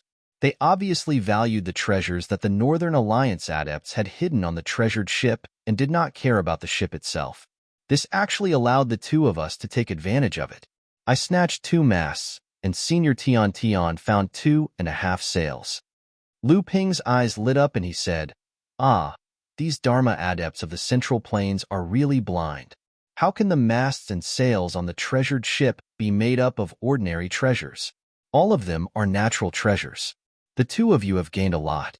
Just the masts and sails alone made this trip worthwhile. Our sect's treasured ship will definitely be repaired much faster." Tian Tian was still a little dispirited and said, "It's a pity that there are still some people who know what's good. After we snatched the masts and sails, it was obvious that the overseas adepts also joined in. Everything on the treasured ship, and even the ship itself, began to be snatched. Some even attacked everything on the ship. Anything that could be smashed down was collected. We no longer have a chance." Lu Ping smiled and said, "This is already considered not bad. If the 2 of you had snatched too much, I'm afraid you would have become a thorn in the other party's side. At that time, the consequences would only be more serious." "That's true." The 2 of them could not help but laugh. Lu Ping thought of something and pointed to the sky. He said, What was the result of the battle between the pure young Laozu? The two of them could not help but reveal a strange and shocked expression. In the end, it was Lu Tianyuan who said, after junior brother left, another pure young Laozu attacked. This time, even Lu Ping was shocked. He said, 9 pure young Laozu? Since when did the pure young Laozu become so worthless in the world of cultivation? Lu Tianyuan said, the last Laozu that attacked seemed to be extremely excited. He had not even entered the cloudy space, but with just one strike, he broke up the battle of the pure young Laozu. After that, the Laozu dispersed. Dispersed? Just one strike and it was scattered? Tian then explained that strike did indeed disperse everyone, but then these Laozu left separately in different directions.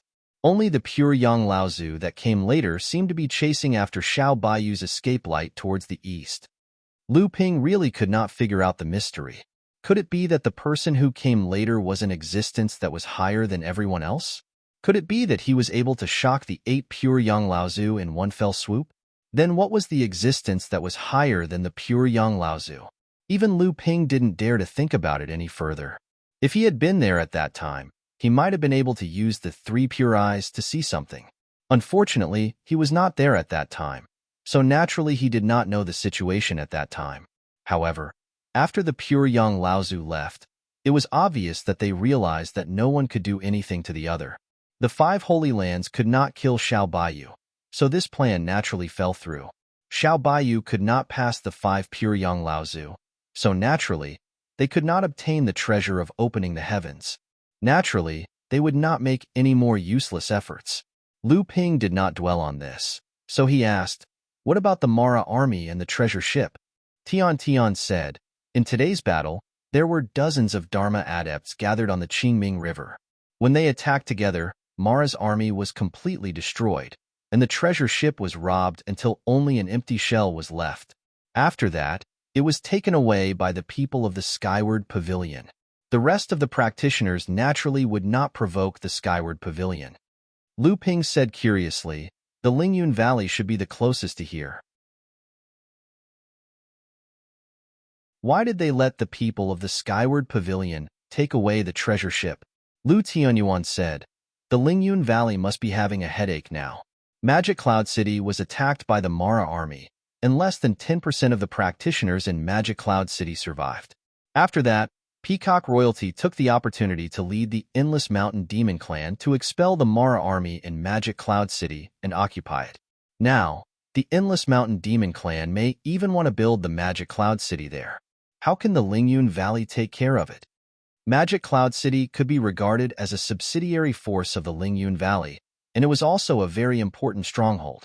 It was a key link in the cooperation between the Lingyun Valley and the Skyward Pavilion to prevent the Endless Mountain Demon Clan from penetrating into the central mainland. Now, Peacock Royalty had seized the opportunity to occupy Magic Cloud City, and the reason why Peacock Royalty had given them was so reasonable. After all, Mara had been expelled from Magic Cloud City. Unless the Lingyun Valley and the Skyward Pavilion wanted to forcibly start a war with the Endless Mountain Demon Clan, they would never give up Magic Cloud City. Lu Ping looked at the 2 senior Marshall brothers and asked, Senior Marshall brothers, what do you plan to do next? Lu Tianyuan said, we have to go back to the sky-filling courtyard first and inform the sect of what happened here. We also have to return the masts and sails of these treasure ships to the sect. Tian said, after that, we have to travel to the cultivation world of the central mainland again. The central mainland is vast, and the knowledge gained from this trip to the Green Netherworld River is far greater than that of being confined in the North Sea. Lu Tianyuan said, Junior Marshall brother, aren't you going back to the North Sea? Lu Ping shook his head and said, I still have a remarkable power to learn, and it's a critical moment now. I still have to drift on the Green Netherworld River for a while. Both of them had looks of envy on their faces. When the 2 of them had advanced to the Dharma stage, they had each learned a great special power. Such an achievement was already considered outstanding among the Dharma adepts of Zhenling. However, they also knew how difficult the process of learning a great special power was, and how strong a practitioner's foundation was. However, this junior Marshall brother in front of them had trained far less than the 2 of them, but he had at least cultivated several great special powers, and he had even succeeded in condensing a supreme power. Now that he had advanced to the mid-Dharma stage, it was unknown how many more special powers he would have. Lu Ping did not know what the two of them were thinking, but he remembered something. He stretched out his hand and opened up the space in the House of Gold.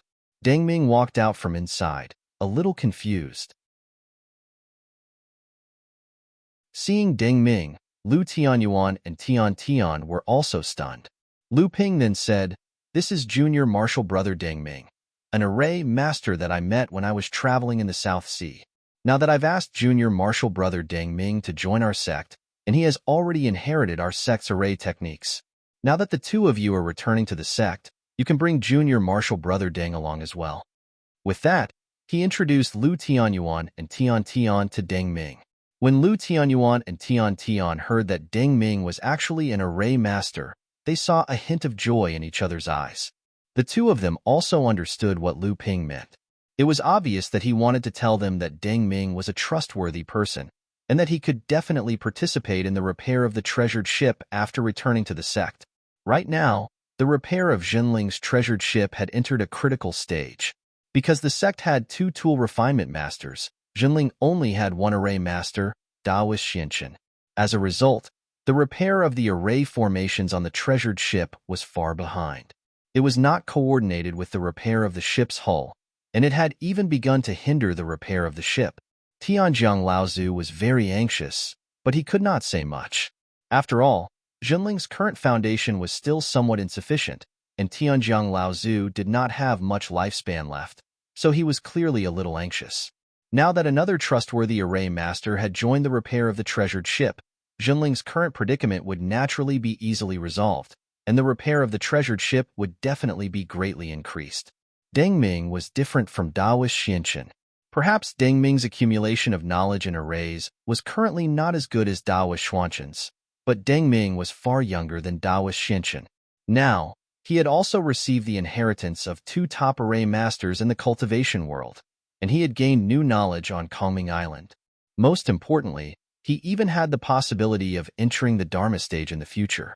Once he accumulated enough knowledge, his future achievements would far exceed Daoist Xuanchen's, and he would definitely become the new authority of Zhenling in the field of arrays. On the surface of the river that was a few miles wide, the water of the Qingming River flowed in waves. On the back of a huge black turtle, Lu Ping leisurely enjoyed the river breeze, allowing De Gue to swim in the Qingming River. However, at this time, although Lu Ping seemed to be leisurely, in reality, most of his attention had already been focused on the core space. To be more specific, he was focused on the snow-white handkerchief that floated above the white lotus in the core space, with the Dharma power of the dragon revolving around it. The quality of this handkerchief alone was probably many times better than the sails of the treasured ships that Tian Tian had snatched earlier. And on the lower right corner of the handkerchief, there was a colorful phoenix that was 3 inches long, looking very lively, flapping its wings as if it was about to take flight. Could it be that this handkerchief belongs to Luan Daoist? Lu Ping was suspicious, but he could not find anything on the handkerchief with his divine sense. Then where was Jiao Doran's handwritten letter? The purple-gold eyes of the dragon Dharma power of the dragon suddenly turned blood red, and a sense of sorrow, murderousness, and heroism came rushing at him. Lu Ping, who was lying on the back of the black turtle, was shocked.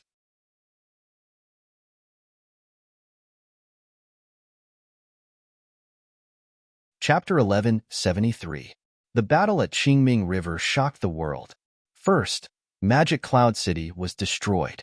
The entire large sect had tens of thousands of practitioners, but only a few hundred of them managed to escape.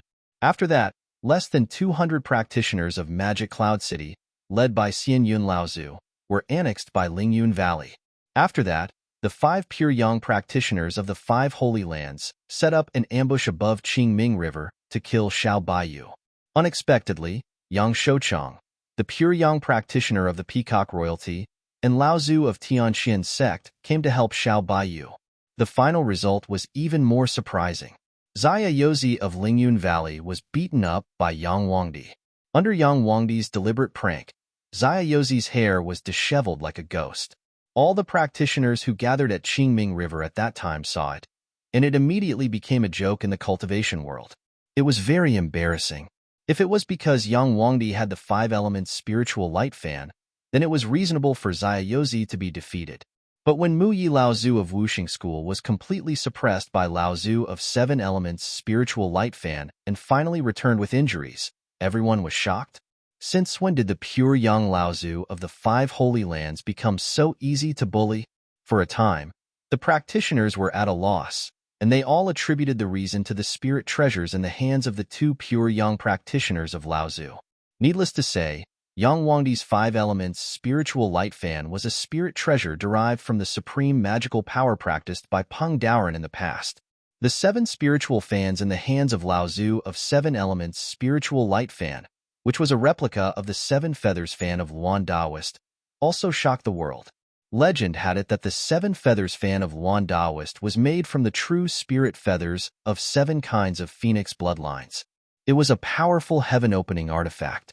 At the beginning of the world, the Luan Daoist used the 7 feathers fan to control the weather of the world. It was sunny, cloudy, rainy, foggy, snowy, windy, and frosty. As long as the 7 feathers fan of Luan Daoist was waved, the world would change. The 7 feathered fans in Elder 7 fans' hands could not be combined into one. Although the feathers of the 7 spirit birds all belonged to the bloodline of the Luan, 4 of them were feathers obtained from pure young spirit birds, while the other 3 were even worse. They were feathers obtained from 3 different spirit birds with Dharma Great Adepts level of cultivation. Although the Tianqian sect had spent a lot of effort on these 7 feathers over the past thousands of years, improving their quality, they were still restricted by nature. Until now, they had only survived the second thunder trial. Even so, the battle at the Qingming River had shocked the cultivation world with the power of the 7 feathers. Although the 7 fans could not be combined, they were a set. Even the Wuxing School's Mu Yi Laozu, who had lost to the 7 feathers fan of Laozu, had to admit afterward that even a pure young spirit treasure that had survived the third thunder trial was nothing more than this. However, the so-called pure young spirit treasure, of course, the main character of this battle was not these people, but the sky-splitting sword saint. Although Xiao Baiyu had the help of 2 pure young spirit treasures, he still had to fight 1 against 3. However, the final result did not disappoint the cultivation world. Wang Xianqing fought fiercely, but in the end, he was forced by the sword qi. The second tribulation spirit treasure in his hand was knocked down a step, and he was also invaded by the sword qi. After returning to the Xiang Palace, he went into seclusion and had not come out until now.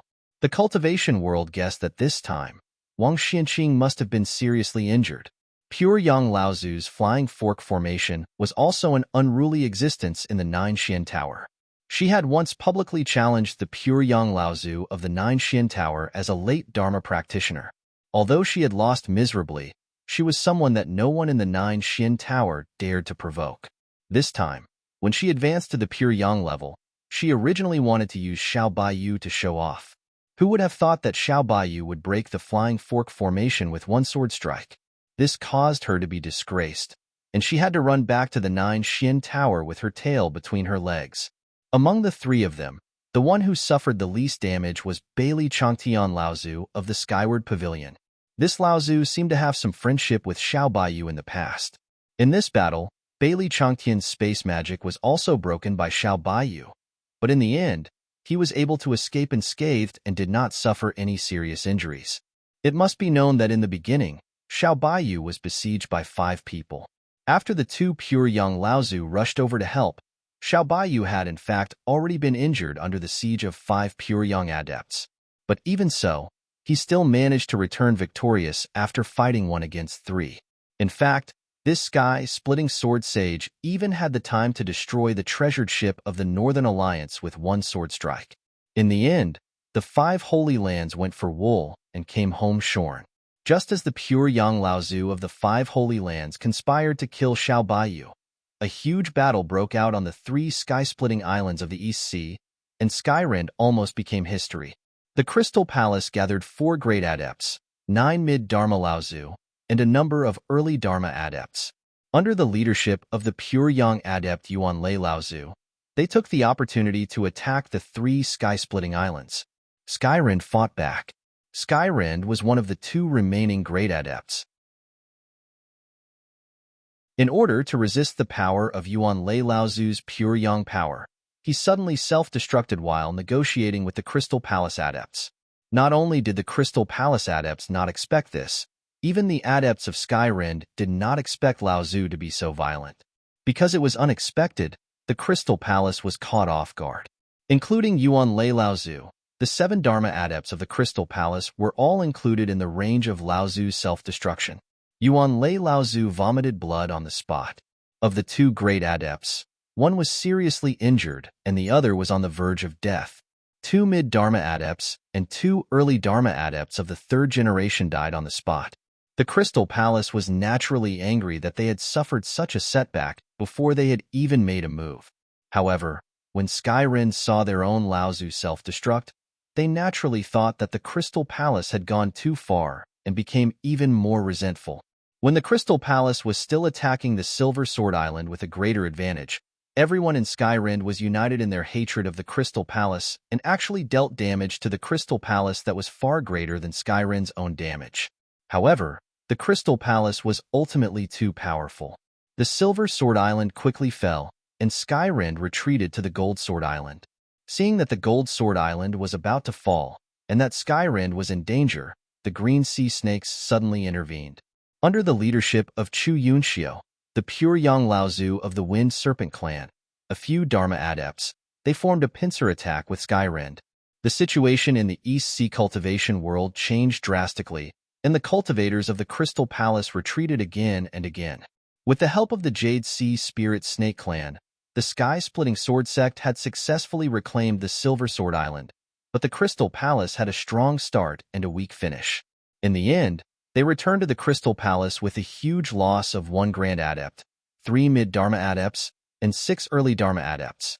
Among them, the Great Adept of the Crystal Palace, who was seriously injured by Elder Skyrend's self-destruct, was killed because when the Green Sea Snakes suddenly appeared, Pure Yang Laozu and Chu Yunxiu inadvertently blew a breath of air.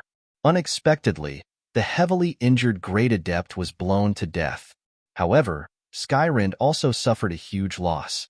Not only did a Great Adept Elder die in battle, but even with the advantage of the island's protective formation, 2 of the mid-Dharma adepts had fallen, and 4 of the early Dharma adepts had also died. To the whole of Skyrend, this was no less than a blow to the vitality of the whole of Skyrend. Skyrend was also a sect that had risen very quickly in recent years. Otherwise, it would not have been suppressed by the Crystal Palace with all its might. Over the years, with the power of Xiao Baiyu, apart from Xiao Baiyu, Pure Yang Laozu, Skyrend originally had 3 great adepts, 6 mid-Dharma adepts, and 11 or 12 Dharma adepts. This time, it had suddenly lost a third of them. Although on the surface, it seemed that the Crystal Palace had suffered a greater loss, but the Crystal Palace had dominated overseas for tens of thousands of years. As the only major sect overseas, there had long been rumors in the world of practitioners that the Crystal Palace was the real number 1 holy land in the world of practitioners. 10 Dharma adepts, including 1 great adept, had fallen. Although the loss was huge, it was far less serious than the loss of Skyrend.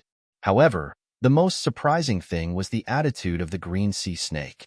In this internal strife among the human practitioners, the Green Sea Snake had actually chosen to stand on the side of Xiao Baiyu. Thinking back to the previous battle at the Qingming River, the peacock race in the Endless Mountains seemed to have also stood on the side of Xiao Baiyu. Although Yang Shouchong, the royal brother, was famous for being unreliable in the world of practitioners, Yang Wangdi's identity made it so that no one dared to underestimate the attitude of the peacock royalty. The world of practitioners was a treacherous place. Apart from these famous sects, tribes, and clans, no one could see the current situation in the world of practitioners. However, at this time, another piece of news came from the world of practitioners. The great spiritual apes of the North Ice Plains, who had rarely appeared in the world of practitioners, suddenly appeared everywhere in the world of practitioners. Immediately after the peacock royalty, Yang Wangdi was once incited by someone to make a slip of the tongue when he was messing around in the Central Plains. He said that during the battle at the Qingming River, the last pure young adept who entered the battlefield was actually the former general of the great spiritual apes, Yuan Pokong. That guy is a madman, even crazier than Xiao Baiyu. He doesn't like to fight one-on-one, but he loves to fight in groups. Whenever he sees a group fight, he'll rush up and start a fight. After he messed things up like that, everyone else became his enemy. If it was a one-on-one fight, I naturally wouldn't be afraid, but who would be able to take a beating from him? You all saw it for yourselves. It wasn't just me. Everyone else scattered. I heard that after Senior Laozu defeated the Unfettered One and everyone dispersed, that Yuan Pokong chased after Xiao Baiyu and Laozu. Senior, do you know why? Could it be that this Senior Yuan Pokong is also here to help Xiao Laozu? As he poured wine for Yang Wangdi, he asked about the minor repairs of an ordinary tavern in the Central Plains. Yang Wangdi looked at minor repairs from the corner of his eyes and said, "Brat, you've got some guts. You dare to trick me?" That gaze scared the minor repairs out of his wits, but Yang Wangdi chuckled and said, "Then I'll tell you." Minor repairs cursed in his heart, "You're a pure young great cultivator. Do you feel any sense of accomplishment scaring a waiter like me?" Actually, Yuan Pokong suffered a loss at Madman Zhao's hands all those years ago. Oh, then this Yuan Pokong Laozu want to take revenge? Then, Laozu, did you also lose to Xiao Laozu back then? How could I possibly lose? Yang Wangdi immediately jumped up like a cat whose tail had been stepped on and said, "He was the one who lost to me, okay? Is that okay?" The waiter hurriedly nodded and said, "Good, good. How could Xiao Laozu be your opponent? A 5-element spiritual light fan is enough to send him back to the East Sea." Yang Wangdi immediately beamed with joy, and his expression was full of praise. He then took out a stone and gave it to Minor Repairs. Minor Repairs hurriedly thanked him, and when he raised his head, Yang Wangdi had already disappeared. Only then did he realize that the stone in his hand was actually a top-grade spirit stone. The next day, the tavern was burned into ruins. The culprit was unknown, but Yang Wangdi's words in the tavern had spread.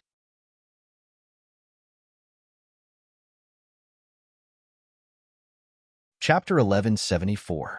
Although Yang Shouchong had finally confirmed that the wise great ape clan had entered the cultivation world of the Central Plains, the cultivation world had never forgotten about the fuse of all these events, the heaven-opening relic in Hanya Laozu's possession.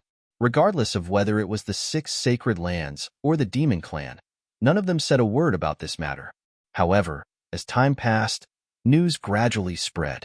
Hanya Laozu had never appeared in Wuxing School. Hundreds of miles north of the Qingming River, a great battle had broken out in a forest. After the battle, some cultivators had seen cultivators from the 5 holy lands in the vicinity, including the 11 cultivators who had rushed out of the Northern Alliance's treasure ship. As a result, the cultivation circle was once again filled with various rumors and speculations. Some said that Hanyu was dead and the heaven-opening relic had fallen into the hands of others. Some said that the 5 holy lands killed him afterwards. Some said that the heaven-opening relic did not exist and was just used to lure Xiao Baiyu, and so on. However, at this moment, the murderer of Hanya Laozu and the ultimate owner of the Northern Alliance's heaven-opening relic were resting on the back of a black tortoise on the Qingming River. On the other hand, although Lu Ping looked relaxed, his entire mind was focused on the handkerchief woven from the frost silk in his heart core. The eyes of the Dharma form of the dragon flickered with a green and red light. Characters began to appear on the snow-white silk handkerchief. The battle of the ice plains concerns the Khanate. For you, I will kill my way through this world. Only death awaits me. Determination, sorrow, heroism, sternness, killing intent, sword intent, affection. All the artistic conception came from these words. For a moment, Lu Ping was deeply immersed in the artistic conception expressed by these words. The Dharma form of the dragon shook its head and wagged its tail. The pearl of pure yang in its abdomen shone brightly. Lu Ping's divine sense finally sensed that something was wrong. The jade phosphorus soul fire blazed and began to struggle to break free from the binding of this artistic conception. Fortunately, Lu Ping's divine sense was outstanding, and he had the help of the jade phosphorus soul flame. So, He quickly broke free from the complex concepts expressed in these 20 words. However, Lu Ping still couldn't help but break out in a cold sweat. It was just a few words, but they gave Lu Ping such a horrifying feeling. The heaven-splitting ancestors were truly people who could only be looked up to. Lu Ping, who had just woken up, didn't have the time to ponder over the artistic conception that Zhao Daoren had expressed in the 20 words at that time. Instead, he began to let his imagination run wild over the meaning of the 20 words. Who was Zhao Daoren going to fight in the icy plains? At the beginning of the world, besides the seventh patriarch himself, who else could threaten the existence like Zhao Daoren? Did the threat come from outside this world? However, considering the relationship between Zhao Daoren and Peng Daoren, and the fact that Zhao Daoren failed to ask Taoist who to refine the sword of the immortal spirit, Lu Ping was more willing to believe that the seventh patriarch had a dispute with him. So what was the purpose of the dispute? Perhaps the reason lay in the 4 words, "It's about the congenital." But what did the congenital mean? Lu Ping was still confused. The understanding of the congenital in the cultivation world was more like inborn and gifted. But in any case, these had nothing to do with the 7 heaven-splitting ancestors, Lao Tzu. I'll kill my way through this world for you. Only death awaits me. It was easy to understand. It seemed that Zhao Daoren was not optimistic about the upcoming battle in the icy plains and had risked his life. But it seemed that his life was not for him, but for others. Who was Zhao Daoren fighting for? Looking at the silk handkerchief and the Taiwan ornament in the lower right corner of the silk handkerchief, the answer to the question seemed to be obvious. In the Battle of the Icy Plains, Zhao Daoren wanted to fight for the Luan Daoist. The purpose of the congenital was also to fight for the Luan Daoist, even at the cost of his own life. As for why Zhao Daoren wanted to fight for the Luan Daoist, it was not difficult to understand. The 7th patriarch of the heaven-splitting ancestors had 4 men and 3 women. Among them, Taoist, who was a tall and sturdy woman, a real tigress and extremely fierce, while Luan Daoist and Taoist Chan were both charming great beauties. With Zhao Daoren's romantic personality, it was not strange if he really fell for the Luan Daoist's skirt. Even if he had to pay with his own life for this, it might not be worth it in many people's eyes, or even a child's play. But no one knew whether Zhao Daoren believed in the saying, "Even if I die under a peony flower, I'll still be a romantic even as a ghost," and intended to verify it himself. All the mysteries seemed to revolve around the congenital, but Lu Ping had no clue what the congenital in Zhao Daoren's words meant. Lu Ping slowly sat up on the back of the black tortoise, stretched out his arms, and then looked to the north across the sky. The northern ice plains. It was said that the Lao Tzu who achieved the true spirit in the cultivation world would eventually disappear there, and it was also the place where the 7th patriarch of the heaven-splitting ancestors disappeared. It was said that the 7th patriarch of the heaven-splitting ancestors had opened a door to the outside world, and then disappeared from the northern ice plains. Everyone thought that the 7th patriarch had gone to a place outside of this world, and the true spirit cultivators of the cultivation world had all left the northern ice plains through the exit that the 7th patriarch had left behind. This legend was not groundless. It was spread to the world before the 7th patriarch went to the northern ice plains, and outside the passage, the 7th patriarch had set up a large formation. Those who were not Jinling cultivators were not qualified to pass through the formation. In addition to testing the qualifications of cultivators to leave this world, this great formation was also used to protect this passageway. Not only was it used to protect it from being destroyed by cultivators from this world, it was also used to protect this passageway from being invaded by things from outside this world. However, from the looks of it now, it seemed that the passageway leading to the outside world under the cover of the layers of formations in the northern ice plains hid many secrets that outsiders did not know about. Unfortunately, all those who might know about these secrets never returned after entering the formation. The formation in the northern ice plains was the final goal of all the cultivators in this world. From the moment it appeared, it was covered in a layer of holiness. However, when Lu Ping looked to the north, he could not help but feel a shadow in his heart. Just what was behind the formation? Lu Ping shook his head and no longer thought about these things. With his current cultivation, he was far from having the qualifications to think about going there. However, the handwriting written by Zhao Daoren on the silk handkerchief had been spread to the world. Regardless of whether or not someone had truly comprehended any magical abilities from the handkerchief, at the very least, the contents of the handkerchief were known by more than one person. At the very least, Hanya Laozu knew about it. Otherwise, how could it have been spread to the world by the 5 Holy Lands? However, the 6 Holy Lands had spread Zhao Daoren's handwriting to the world, but they did not spread the contents of the handkerchief. It seemed that the 6 Holy Lands only wanted to use the handkerchief to kill Xiao Baiyu. They did not want to give up on the handkerchief written by Zhao Daoren. Could it be that the 6 Holy Lands themselves wanted to cover up this news? Although Lu Ping was a little uncertain, it was not impossible. At the very least, the 6 Holy Lands had been established at the beginning of the world. The founder of the 6 Holy Lands, Lao Zu, had more or less been directly or indirectly related to the 7th Patriarch. If one were to say who knew the most secrets of this world, it would probably be the 6 Holy Lands. In the core space, the dragon form once again opened its eyes wide to carefully study the handkerchief. This time, it was not looking at the contents of the handkerchief, but observing the handwriting. In the past, Xiao Baiyu had comprehended a peerless sword technique from the handkerchief written by Zhao Daoren. How could Lu Ping let go of such an opportunity? He had to give it a try after all. However, after observing for a while, even Lu Ping himself did not know how much time had passed, but he gained nothing. He could not help but feel discouraged.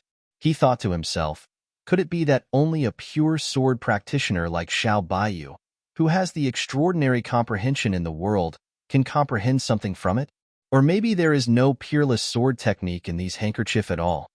Lu Ping had no choice but to wake up from his meditative state again. He looked around and found that Shin Tortoise was following the flow of the river. He didn't know where it was now, but he noticed that the Qingming River seemed to flow a lot more smoothly.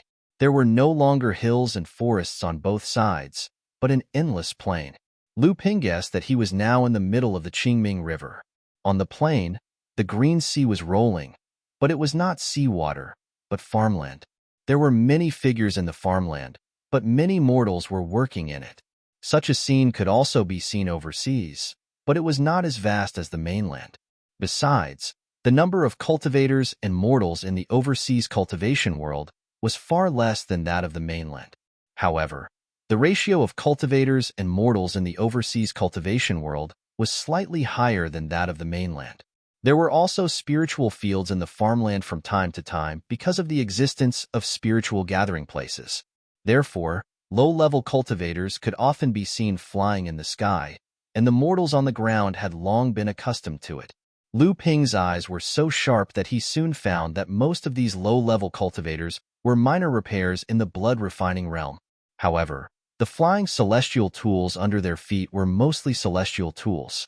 Thinking of the joy of obtaining a celestial tool when he was in the late blood-refining realm, the popularity of celestial tools among the blood-refining realm cultivators in the mainland was obviously much higher than that of the North Sea. Thinking of refining celestial tools, Lu Ping suddenly made an O sound. Strictly speaking, the silk handkerchief was only made of extremely high quality, but it itself was not a celestial tool or a magic treasure. Those who obtained it would naturally not try to refine it with their true essence. At this time, an idea popped up in Lu Ping's mind for no reason. Should I try refining it with my true essence? The true essence was like a surging sea, instantly immersing the entire handkerchief in it.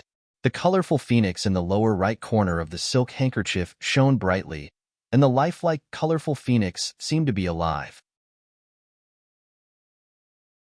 At the same time, 3 inexplicable auras were suddenly attracted by Lu Ping's vigorous true essence, but Lu Ping's eyes became brighter and brighter. There was really something strange inside.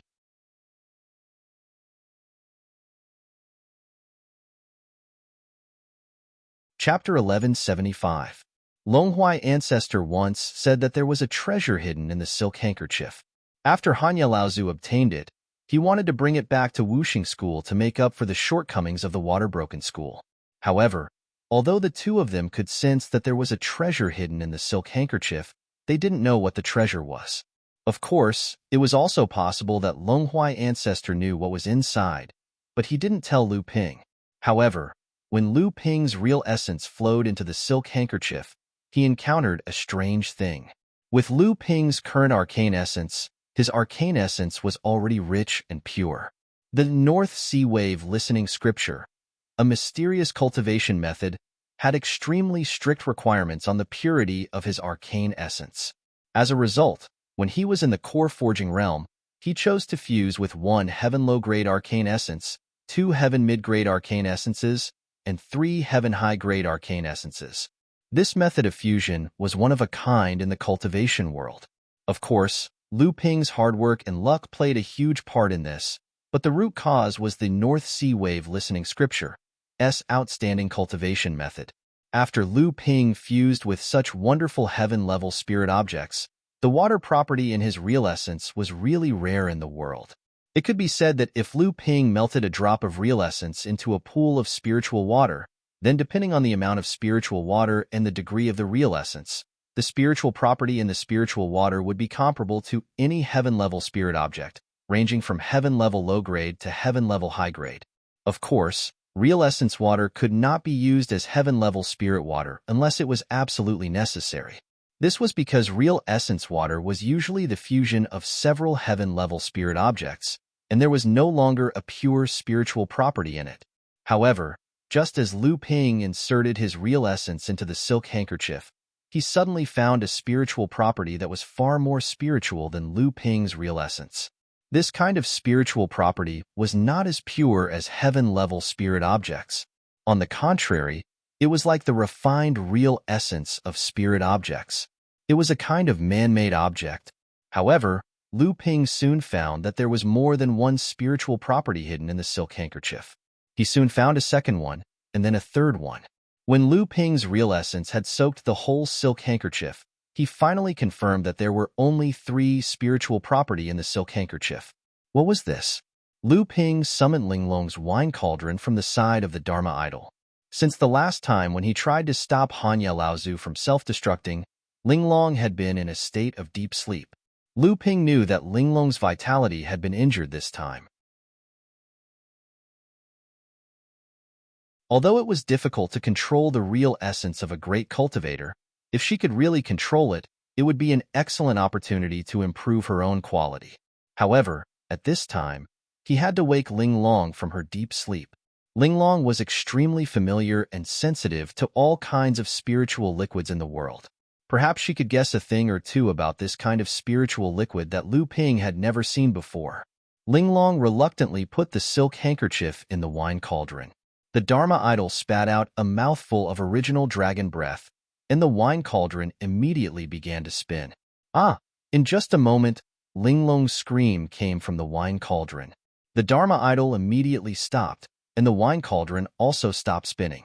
Linglong came out of the wine cauldron and said, "Brother, the things on this silk handkerchief are very precious. I want them." The Dharma idol sat on the lotus and said, "Do you have a way to separate the 3 spiritual property from the silk handkerchief?" Linglong's face suddenly became bitter, and she shook her head. Lu Ping couldn't help but feel a little disappointed, but he still asked, "Do you know what these 3 spiritual property are?" Linglong hesitated and said, "They seem to be tears." Tears? Lu Ping couldn't help but be surprised, but then Lu Ping also felt that it might really be tears. Wasn't a handkerchief originally used to wipe sweat, tears, and the like? It was reasonable to say that there were tears in the silk handkerchief. However, these tears were too mysterious. The 3 drops of tears soaked in the silk handkerchief for a long time without drying up. Moreover, thinking about the spirituality contained in the silk handkerchief that even Lu Ping's own Zhen Yuan couldn't compare to, it seemed that the original owner of these tears was on the verge of being revealed. The tears of the Luan Taoist. As for the reason, it seemed to be easy to explain. Zhao Daoren had left a message on this silk handkerchief and even said that he would die for her, so it was only natural that the Luan Taoist would be moved to tears. As for why he was so sure that the tears in the silk handkerchief definitely belonged to the Luan Taoist, Lu Ping looked at the Kailuan at the bottom right corner of the silk handkerchief and didn't seem to have any other guesses. Moreover, other than the Luan Taoist's identity as the 7th patriarch of opening up the sky, What other tears could exist in this silk handkerchief for such a long time without drying up? Lu Ping immediately thought of something, and his divine will descended into the house of gold, immediately forming a shadow of Lu Ping. This was also a remarkable ability that Lu Ping had mastered after advancing to the mid-Dharma stage.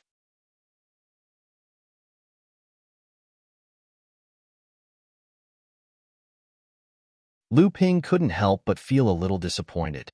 Originally, he thought that even if Lu Qiner couldn't extract the teardrops from the silk handkerchief, if she could absorb a portion of them, she would be able to break through to the 9th layer of core forging and condense a high-grade golden core.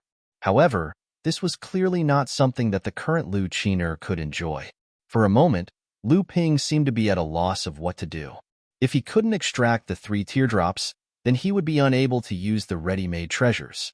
With no other choice, Lu Ping could only put all his energy back into the 20 handkerchief handwriting of Zhao Daoren. He wanted to see if he could comprehend a trace of the essence of swordsmanship hidden in Zhao Daoren's handwriting. However, at this moment, Lu Ping suddenly discovered that the dragon Dharma idol had unknowingly spat out the pure yang pearl, and it was currently floating above the silk handkerchief. Lu Ping was stunned. His divine sense penetrated the pure yang pearl, and to his surprise, he discovered that traces of pure yang qi were being emitted from the silk handkerchief and were gathering towards the pure yang pearl in midair. Even the teardrops contained pure yang qi.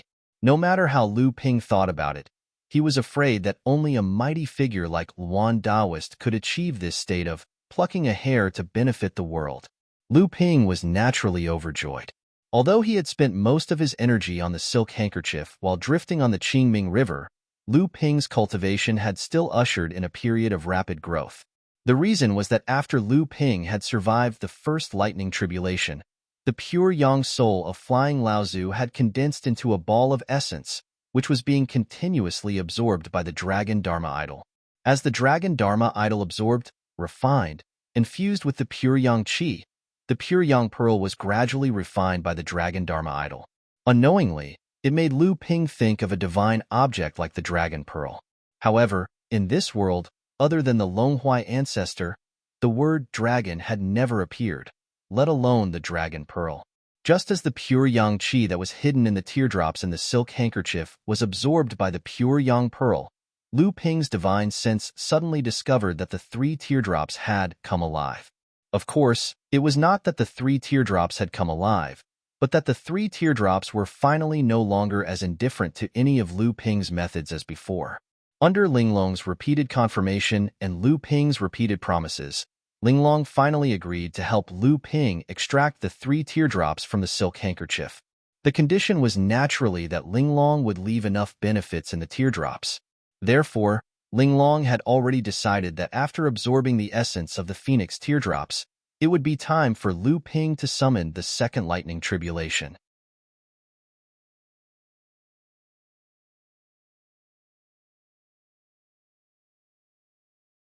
Chapter 1176. The 3 teardrops were carefully placed into a jade essence bottle by Lu Ping. After thinking for a bit, Lu Ping poured out another teardrop into his palm and began to sense its aura. After all, this was something from Sky Splitter Laozu. Even though it was only a teardrop, perhaps it contained something useful to Lu Ping. As for the other teardrop, Lu Ping didn't give it to Linglong or Lu Qiner. Lu Qiner wanted this teardrop to sense the aura of Luan Daoist.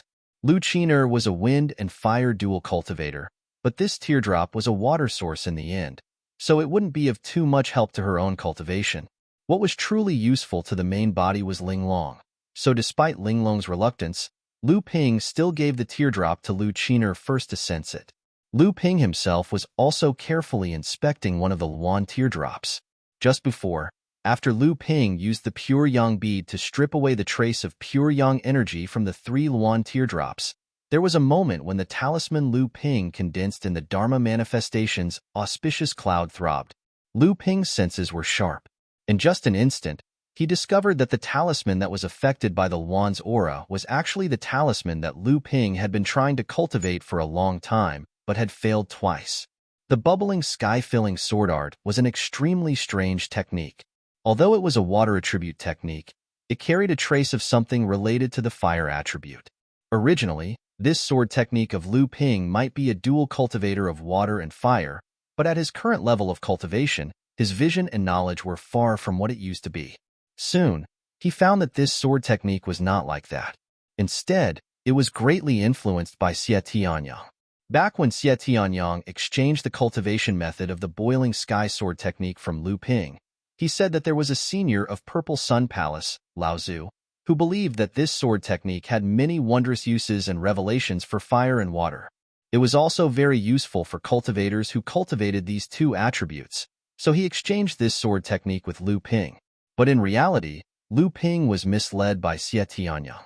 It was not that this sword technique was completely unrelated to the fire attribute, but this sword technique was a genuine water attribute sword technique. However, in the process of cultivating this sword technique, if one wanted to achieve success, they would need an external help. Or perhaps, this should be a dual cultivator sword technique. This external assistance was a fire-attributed sword technique or fire-attributed divine ability that was compatible with the bubbling heaven sword art. The so-called fire and water complementing each other didn't mean that the cultivator who cultivated this sword art had to cultivate both fire and water at the same time. Instead, the cultivator who cultivated another fire-attributed sword technique or fire-attributed cultivation method needed to lend a helping hand. Only then would the cultivator be able to reach the highest realm of this sword art. The ancestors of the Overwhelming Sky sect described this sword technique as a pot of hot soup that needed fire to be added to boil. In fact, this was not wrong. However, the boiling hot soup was still separated from the fire by a layer of the pot. In the end, it couldn't be considered true fire and water complementing each other, but it was borrowing the power of the fire. But now, for some inexplicable reason, the Luan's tear bead had become a catalyst for Lu Ping's sky-boiling sword art. The tear was still based on water. In the past, the Luan Taoist didn't only use fire attribute abilities to dominate the world. However, the Luan Taoist himself liked to live in places with volcanoes and magma. These places were all extremely rich in fire attribute origin energy. Because of this, the Fire Phoenix clan was the most powerful among the direct descendants of the Luan Taoist. Moreover, the Fire Phoenix clan believed that the Luan Taoist was originally from the Fire Phoenix clan. However, when one reached the level of the Luan Taoist, there were no clear differences between water, fire, wood, or wind spells. This was why the descendants didn't know the origin of the Luan Taoist. If this was really the case, then the Luan Taoist tear contained a strong fire attribute origin energy. However, the tear itself still appeared as a tear. This made sense.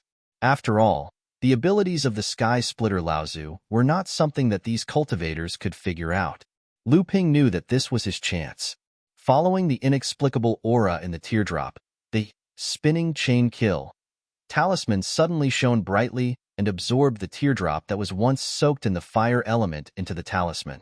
Then, the dragon avatar suddenly raised its head and the reverse scale on its neck shone with a purplish-golden light. The talisman was attracted to the reverse scale and began to construct a new skill seed. In the blink of an eye, Lu Ping had acquired another great innate skill. Among the 4 fundamental abilities of the Boiling Sky Sword technique, the Serial Killing technique, the Seeping Sword technique, and the Drowning Sword technique had all been successfully condensed into great abilities. Only the Boiling Water Sword technique, which Lu Ping had always been clueless about, was left. Not even the talisman had been formed in the Dharma manifestation's auspicious cloud. Naturally, Lu Ping would not let go of this opportunity. In the middle of the Dharma manifestation's auspicious cloud, a purple-golden mist suddenly began to condense, rolling like boiling water. Even the whole core space was filled with the sound of water boiling. The Boiling Water Sword technique, which he had been studying for many years, was suddenly formed at this moment. After an unknown amount of time, in the middle of the Dharma manifestation's auspicious cloud, a talisman gradually condensed. No matter where this talisman swam in the auspicious cloud around it suddenly began to churn violently as if it was boiling. The magical talisman of the Boiling Water Sword technique was finally condensed. Naturally, Lu Ping wouldn't let go of such a once-in-a-lifetime opportunity. He focused all his attention on his heart core and the serial whirlwind kill that he condensed into the seed of the boiling water sword skill, seeping water sword skill, and drowning water sword skill. Immediately became the bridge between the boiling water sword skill, seeping water sword skill, and drowning sword skill. The Dharma manifestation of the dragon was churning up and down in the core space, and the real essence in Lu Ping's blood was like a flowing river, gathering all the real essence into the core space. The sound of the Qingming River flowing towards the south had been replaced by the sound of Gulyulu, Gulyulu. On the surface of the river, with a radius of more than 1,000 feet around Black Tortoise, the Qingming River seemed to be boiling, and a large number of bubbles appeared. Countless Kuei water essence was absorbed from the river and gathered in Lu Ping's body. Lu Ping's clothes were suddenly all wet. At the same time, Lu Ping's Black Tortoise also benefited. Taking advantage of the time when Lu Ping was absorbing the essence of the Qingming River, Black Tortoise greedily absorbed the essence of the water, and its cultivation began to grow rapidly. At this time, Lu Ping simply released Samling, letting the three of them take the opportunity to cultivate and, at the same time, protect him when he was in closed-door cultivation. As the sun rose and set, the upstream and downstream of the Qingming River where Lu Ping was located, within a radius of 5 miles, was filled with the mist of the river, and it lasted for 2 years. The strange scene of the dense fog sealing the river naturally quickly attracted the attention of the nearby cultivators. Some cultivators were attracted over and took the risk to enter the fog to investigate the situation, but they suddenly discovered that this place was actually filled with dense water element spirit energy. These cultivators were naturally overjoyed. To be able to gather such rich spiritual qi, there must be some great treasure in the Qingming River, so they naturally wanted to explore further into the depths of the mist. Unexpectedly, before they could go deeper, they were inexplicably knocked out by an attack and thrown out of the Qingming River. However, this method not only did not stop the greed of the cultivators, but also made the news spread more and more widely, attracting the attention of more cultivators, including some high-level cultivators in the sections. However, when these late core forging adepts, who were high and mighty in the eyes of ordinary cultivators, entered the mist and were thrown out of the Qingming River like dead dogs, finally a portion of the cultivators realized that something was wrong and slowly began to retreat. However, such a strange scene happening on the Qingming River, in the end, there was still a portion of cultivators who were unconvinced and called for the intervention of Fa Xiang Laozu. However, when other Dharma adepts entered the fog, they would usually hear an earth-shattering battle from within the fog, after which everything became silent. Just as the cultivators outside the fog were wondering what was going on, the Dharma adept walked out of the fog with a strange look on his face. He then warned the cultivators waiting outside the fog that the person in the middle of the Qingming River was a powerful cultivator who was cultivating in seclusion. They were not to enter and disturb the senior cultivator's cultivation. When the news spread, many of the cultivators who thought that it was some kind of treasure were naturally disappointed, and they all turned back. Some greedy cultivators saw that even Fa Xiang Laozu could not do anything about it, and could only suppress the greed in their hearts. However, there were still some cultivators who stayed outside the mist, trying to use the dense water-based spiritual qi in the mist to start cultivating, and the powerful cultivator hidden in the mist obviously did not make a move to chase these cultivators away. And just as these Dharma adepts left, the cultivation world finally spread another piece of shocking news.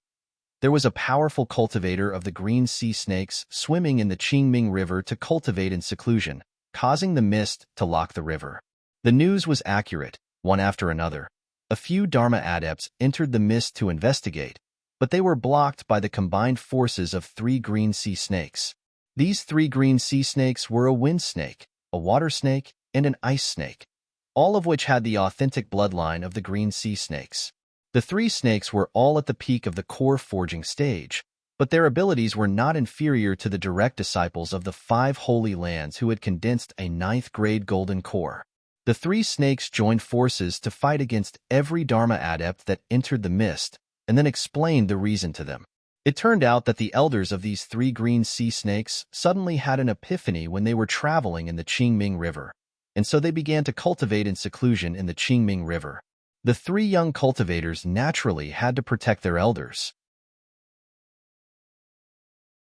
As for the mist that filled the sky, it was formed by the powerful cultivator of the green sea snakes, who had extracted the essence of the water element from the Qingming River during his cultivation. Many early Dharma adepts had been defeated by the three of them, and even two mid-Dharma adepts from mid-sized sects had entered the mist, but in the end, they did not have the upper hand. Even if there were strong mid-Dharma adepts who had the upper hand, after the three snakes revealed their identities, they all showed signs of fear. No one was willing to offend the green sea snakes for no reason.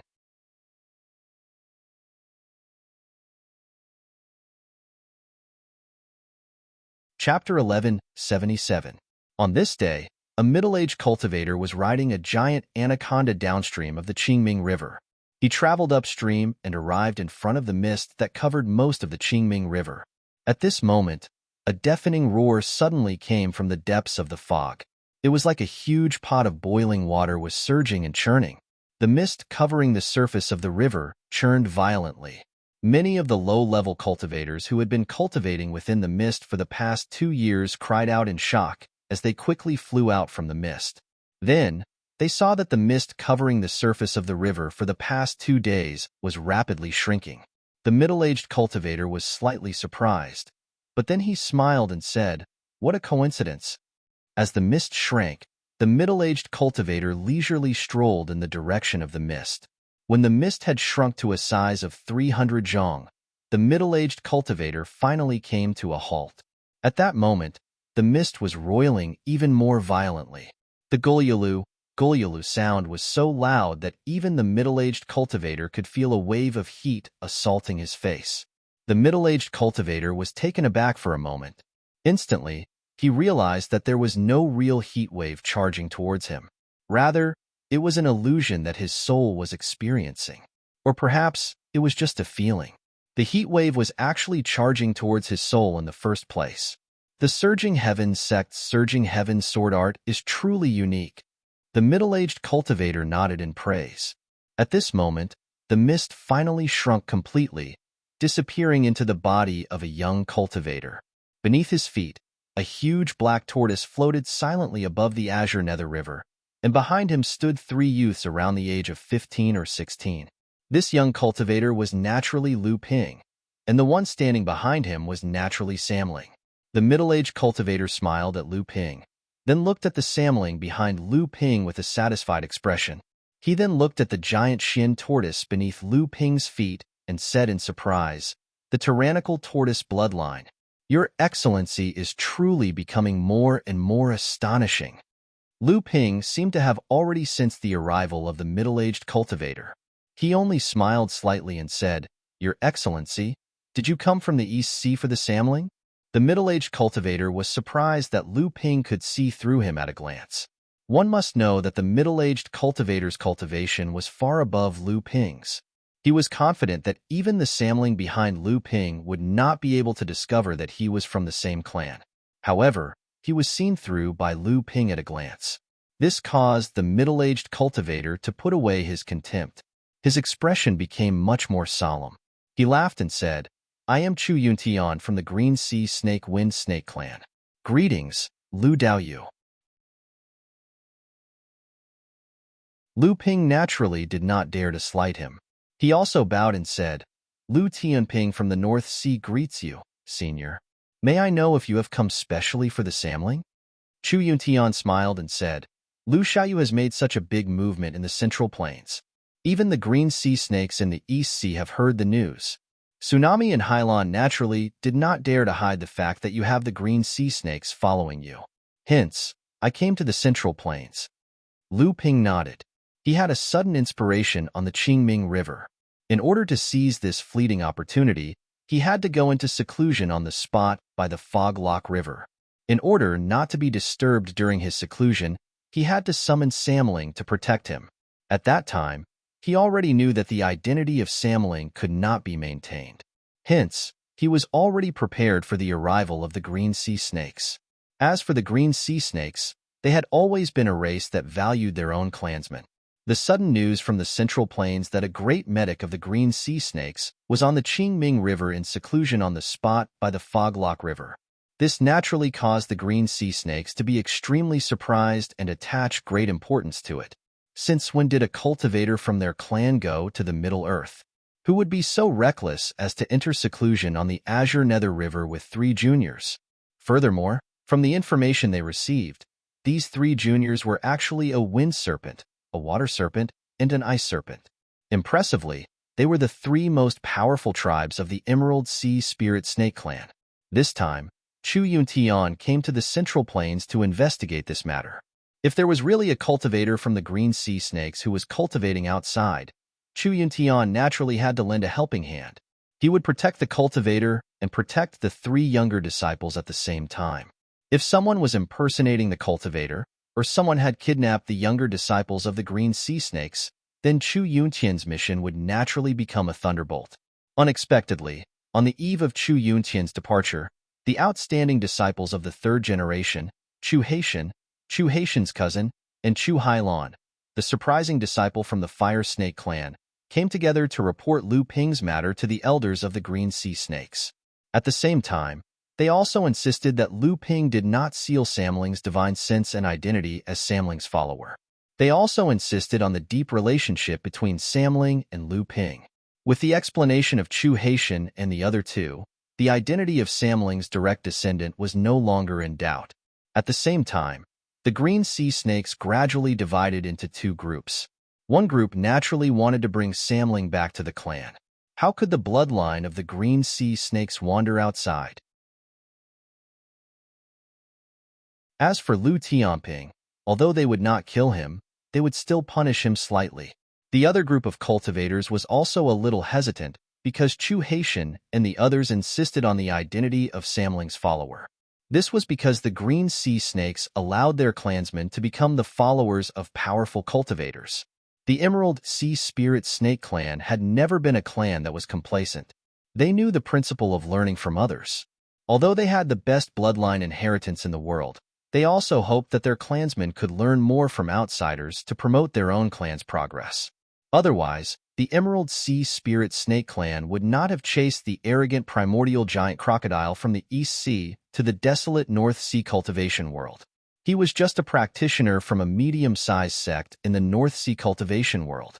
No matter how one looked at it, Lu Tianping could not be associated with the great divines. Even though Chu Haishao and the others had repeatedly praised Lu Tianping for his prowess, he was at most a minor mid-Dharma adept like Chu Haishao. At best, he could only be considered a great divines in the future, but he was far from qualified now. Just as the 2 groups were in a stalemate, 3 great cultivator elders of the green sea snakes stood up and said that they might as well wait and see. He had to wait and see what level Lu Tianping could reach in the future. After all, Chu Haishao had already passed on part of the secret techniques of the Emerald Sea Spirit Snake to the 3 spirits. This way, before the 3 spirits reached the mid-Dharma stage, their growth would not be delayed. Taking a look, they might as well send out an elder to evaluate him, to see if his strength and character could reach a high enough level in the future. After all, Samling and Lu Tianping were like father and son. If they really brought Samling back by force, it might backfire. These 3 great cultivator elders were none other than the 1st-generation elder Chu Fuyu, Chu Tianya, and the 2nd-generation elder Chu Tianyu, who had received help from Lu Ping during the Battle of the Illusionary 5 Islands. These 3 were the ones who had the most authority in the green sea snakes. Their suggestion was finally agreed by everyone, and they unanimously sent Chu Yuntian all the way to the Qingming River. Chu Yuntian saw that Samling was looking at him and smiled. After all, you all have the bloodline of the green sea snakes. Your race will eventually return. How about it?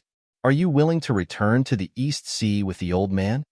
Samling did not hesitate at all and shook his head in rejection. Chu Yuntian did not say anything else. Instead, he smiled at Lu Ping. However, when Lu Ping saw Chu Yuntian smile, his expression immediately changed. He flung his body backward and opened the space door of the Golden House, keeping Samling inside.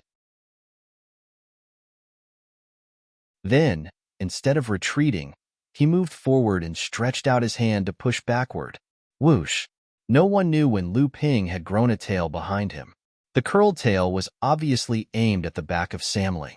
However, Lu Ping had noticed it in advance and kept Samling first. Since he could not persuade Lu Ping, he was going to rob him by force. Lu Ping moved forward and blocked Chu Yuntian's sneak attack. However, it did not seem to be beyond Chu Yuntian's expectations. Instead, he fell into a trap that Chu Yuntian had already set up. In reality, when a great adept suddenly used a sneak attack to attack Lu Ping already knew that what would follow would be a series of attacks like a storm. His opponent would not give Lu Ping any time to breathe. Chu Yuntian was treating Lu Ping as an equal opponent.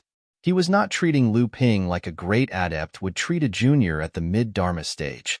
Chu Yuntian opened his mouth and spat out a black cloud.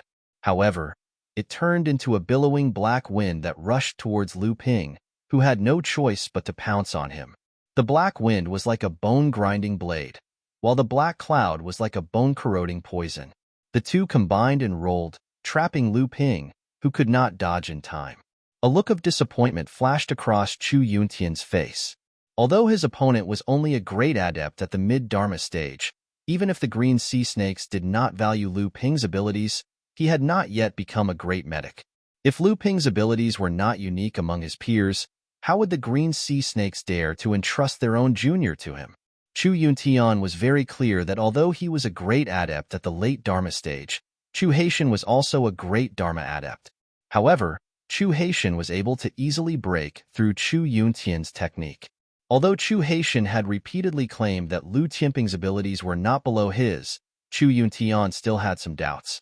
Lu Tianping had come from a poor place like China, so it was fine if he was a little more outstanding. However, how could he be compared to the first of the 3 generations of the green sea snakes? Chu Haitian seemed to be a person who valued friendship and friendship. Chu Yuntian was most likely exaggerating on Lu Tianping's behalf. However, this remarkable power did not require Lu Tianping to completely break through like Nephew Tsunami. As long as Lu Tianping could withstand the power of the remarkable power, he would pass. Chu Yuntian thought to himself. However, before this thought flashed through Chu Yuntian's mind, a flying sword suddenly appeared in the space between Black Wind and Chu Yuntian. It was a blue flying sword. Because of the black wind swirling clouds in front of him, Chu Yuntian did not need to use any defensive treasures. If he wanted to pose a threat to Chu Yuntian, he would first have to break through or withstand the remarkable power in front of him. However, suddenly, a flying sword appeared in front of the two of them, piercing towards the chest of Chu Yuntian, who only had time to cast his defensive remarkable power. The layers of vigor chi that were used to block the attack were shattered one by one.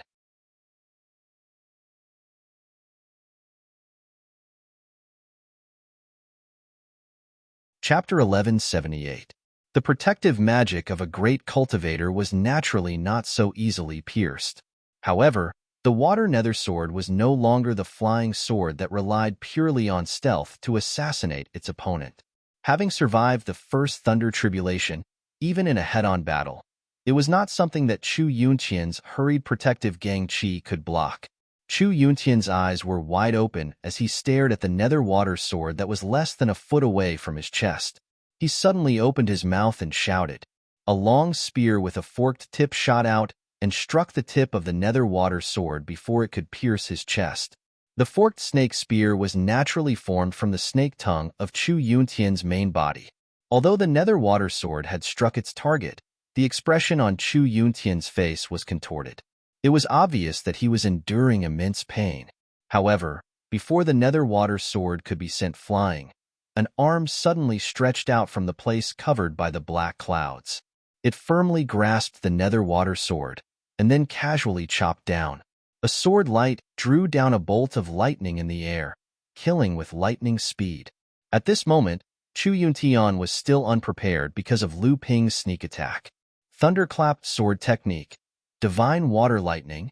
Chu Yuntian let out a strange cry. He naturally knew that Chu Tianya had once passed the inheritance of the thunderclap sword art to Lu Ping, but he did not expect Lu Ping to have already mastered its innate great ability so quickly. Moreover, under the cover of the divine sunflower water lightning, its power had more than doubled. In the end, Chu Yuntian was not an ordinary great cultivator.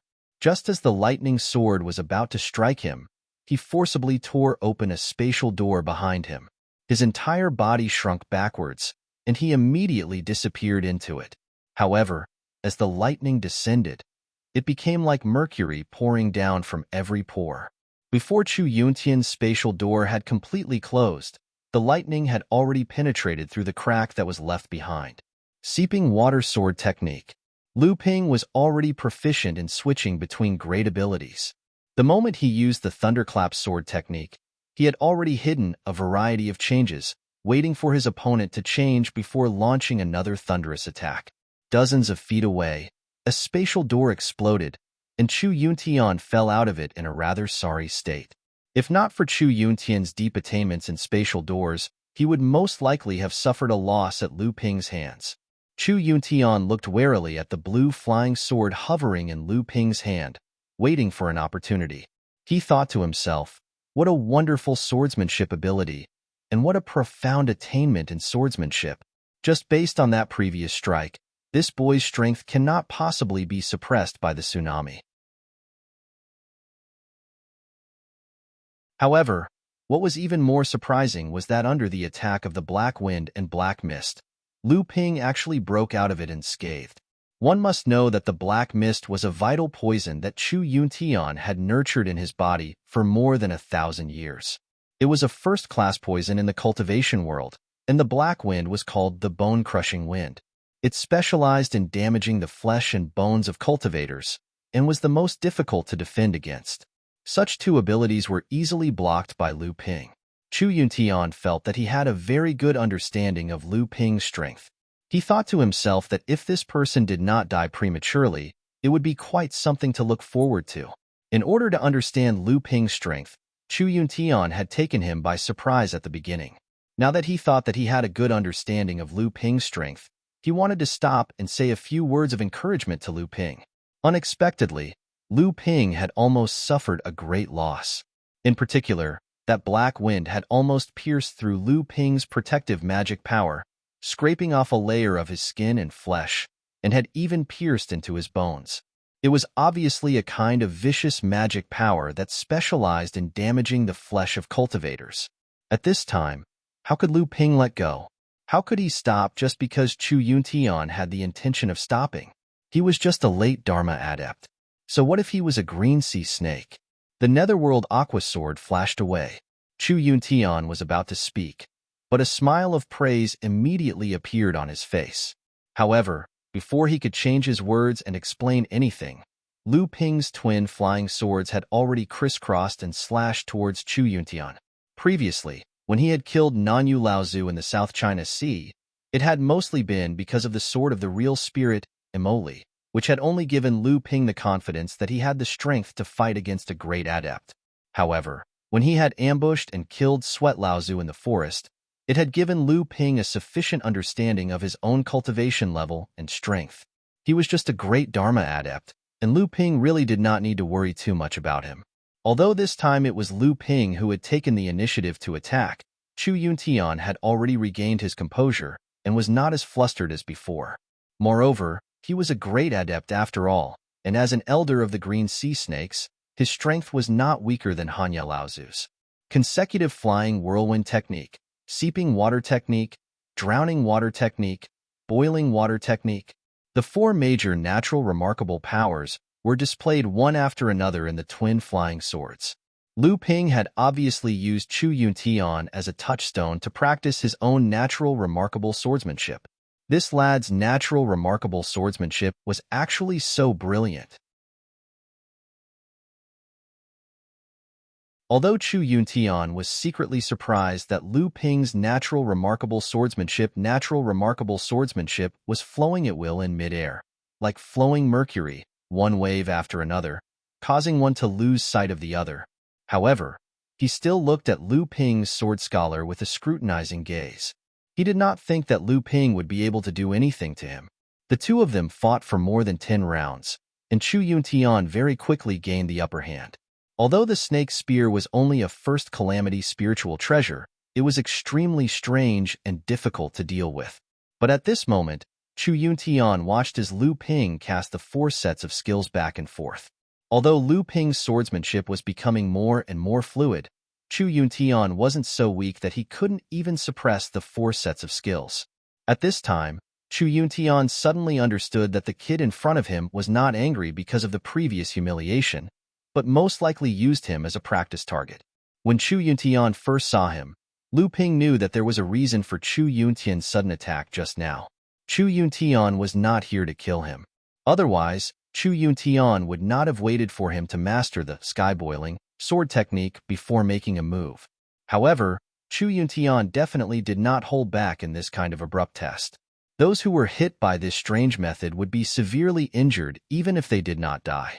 Perhaps Chu Yuntian had a way to remedy this, but Lu Ping agreed that Chu Yuntian's idea was nothing more than to avoid it. If not, then naturally he deserved to die. Lu Ping was annoyed, but for the sake of Samling, he could not shed all pretense of cordiality with the green sea snakes. However, Lu Ping could not stop at this point. He must teach this old man a lesson. Chu Yuntian thought he had the situation under control. He chuckled and was about to explain to Lu Ping when he was suddenly interrupted by a loud commotion. His laughter was suppressed to an inaudible whisper. Chu Yuntian thought he had the situation under control. Chu Yuntian was stunned. This sound was the same as the one that suddenly sounded on the Qingming River. However, this time, the sound was very different. The sound of boiling water still rang clearly in Chu Yuntian's mind, even though he had temporarily shut off his hearing. At this time, Chu Yuntian did not want to be entangled with Lu Ping anymore. Lu Ping's strength had already gained his recognition. If they continued to fight like this, even if Chu Yuntian wanted to explain, both parties would become enemies. Although the green sea snakes had never been afraid of anything, it was not a wise thing to make enemies with someone who might appear in the future. Looking at Xiao Baiyu's current status in the world of practitioners, this matter could not be clearer. And when Chu Yuntian wanted to explain something, he suddenly realized that only his mouth was moving. Even he himself could not hear the sound of his own words. This was not just the sound of his voice being suppressed. How could a great late Dharma adept not even be able to speak? Was this a divine will attack? Chu Yuntian was stunned. Only then did he feel that the sound of boiling water seemed to be getting louder and louder in his ears. However, his mind was getting hotter and hotter, as if it was a pot of water that was being heated. Then, he felt as if he was trapped in a sky full of boiling water, like a fish that was about to be cooked. The thin water-flowing sword formed a vast ocean in mid-air. Every bubble that emerged from the ocean would turn into a large bubble that was condensed by the sword chi. When it exploded, it was like a burst of thousands of swords, catching people off guard. This was because no one could predict where the bubbles would come from under the water. Lu Ping saw that the boiling sky sword technique did not disappoint him. When the huge field of sword light was formed, it was like a pot of boiling water. Chu Yuntian was caught off guard and fell into it. Although it did not cause him any harm, he was at a loss for a moment. His divine will condensed. After all, Chu Yuntian was a great adept. After the initial panic, he immediately realized that the heat in his divine will was actually just an illusion. After he condensed his huge divine will, he suddenly shouted, "Break!" The snake spear suddenly turned into 81 thin snakes in midair, stirring up huge waves in the sword field formed by the dual flying swords. At the same time, his divine will suddenly turned into a strong gust of wind, sweeping the illusion in his mind into pieces. The supreme boiling sky sword technique was actually broken by Chu Yuntian in an instant. However, what Chu Yuntian did not notice was that just as the illusion in his mind was broken, a jade-green flame had already taken a step ahead of the illusion in a flash, disappearing from Lu Ping's divine will. And the sword field formed by the dual flying swords was actually broken. This time, Lu Ping did not continue to attack. Ha ha ha ha.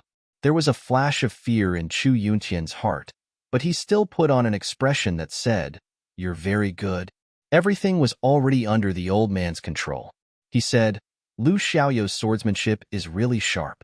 The old man's attack just now was too rash. However, I have an important task in the clan, so I have to have a better understanding of Lu Xiaoyou's strength. If you can't overcome the old man, the three little guys can only follow the old man back to Donghai. But now it seems that Lu Xiaoyou's strength is quite convincing. Lu Ping was delighted and said, "So, Senior, you agree to let Samling return to Donghai to accept the bloodline inheritance of the Green Sea Snakes?" However, Chu Yintian shook his head and said, "The three little guys are naturally not a problem. The problem is Lu Xiaoyu. If you want Samling to continue to follow us, you must pass the test of the clan. Now, the old man is the first test. In the future, you will have to face at least 2 more tests when you come to Donghai. This will depend on your own efforts. Of course, you'd better get to Donghai within 100 years. Otherwise, the inheritance of Samling may be affected. You're tuning in to the Warrior Lore YouTube channel. Don't forget to subscribe and join us on this journey to catch the most captivating stories.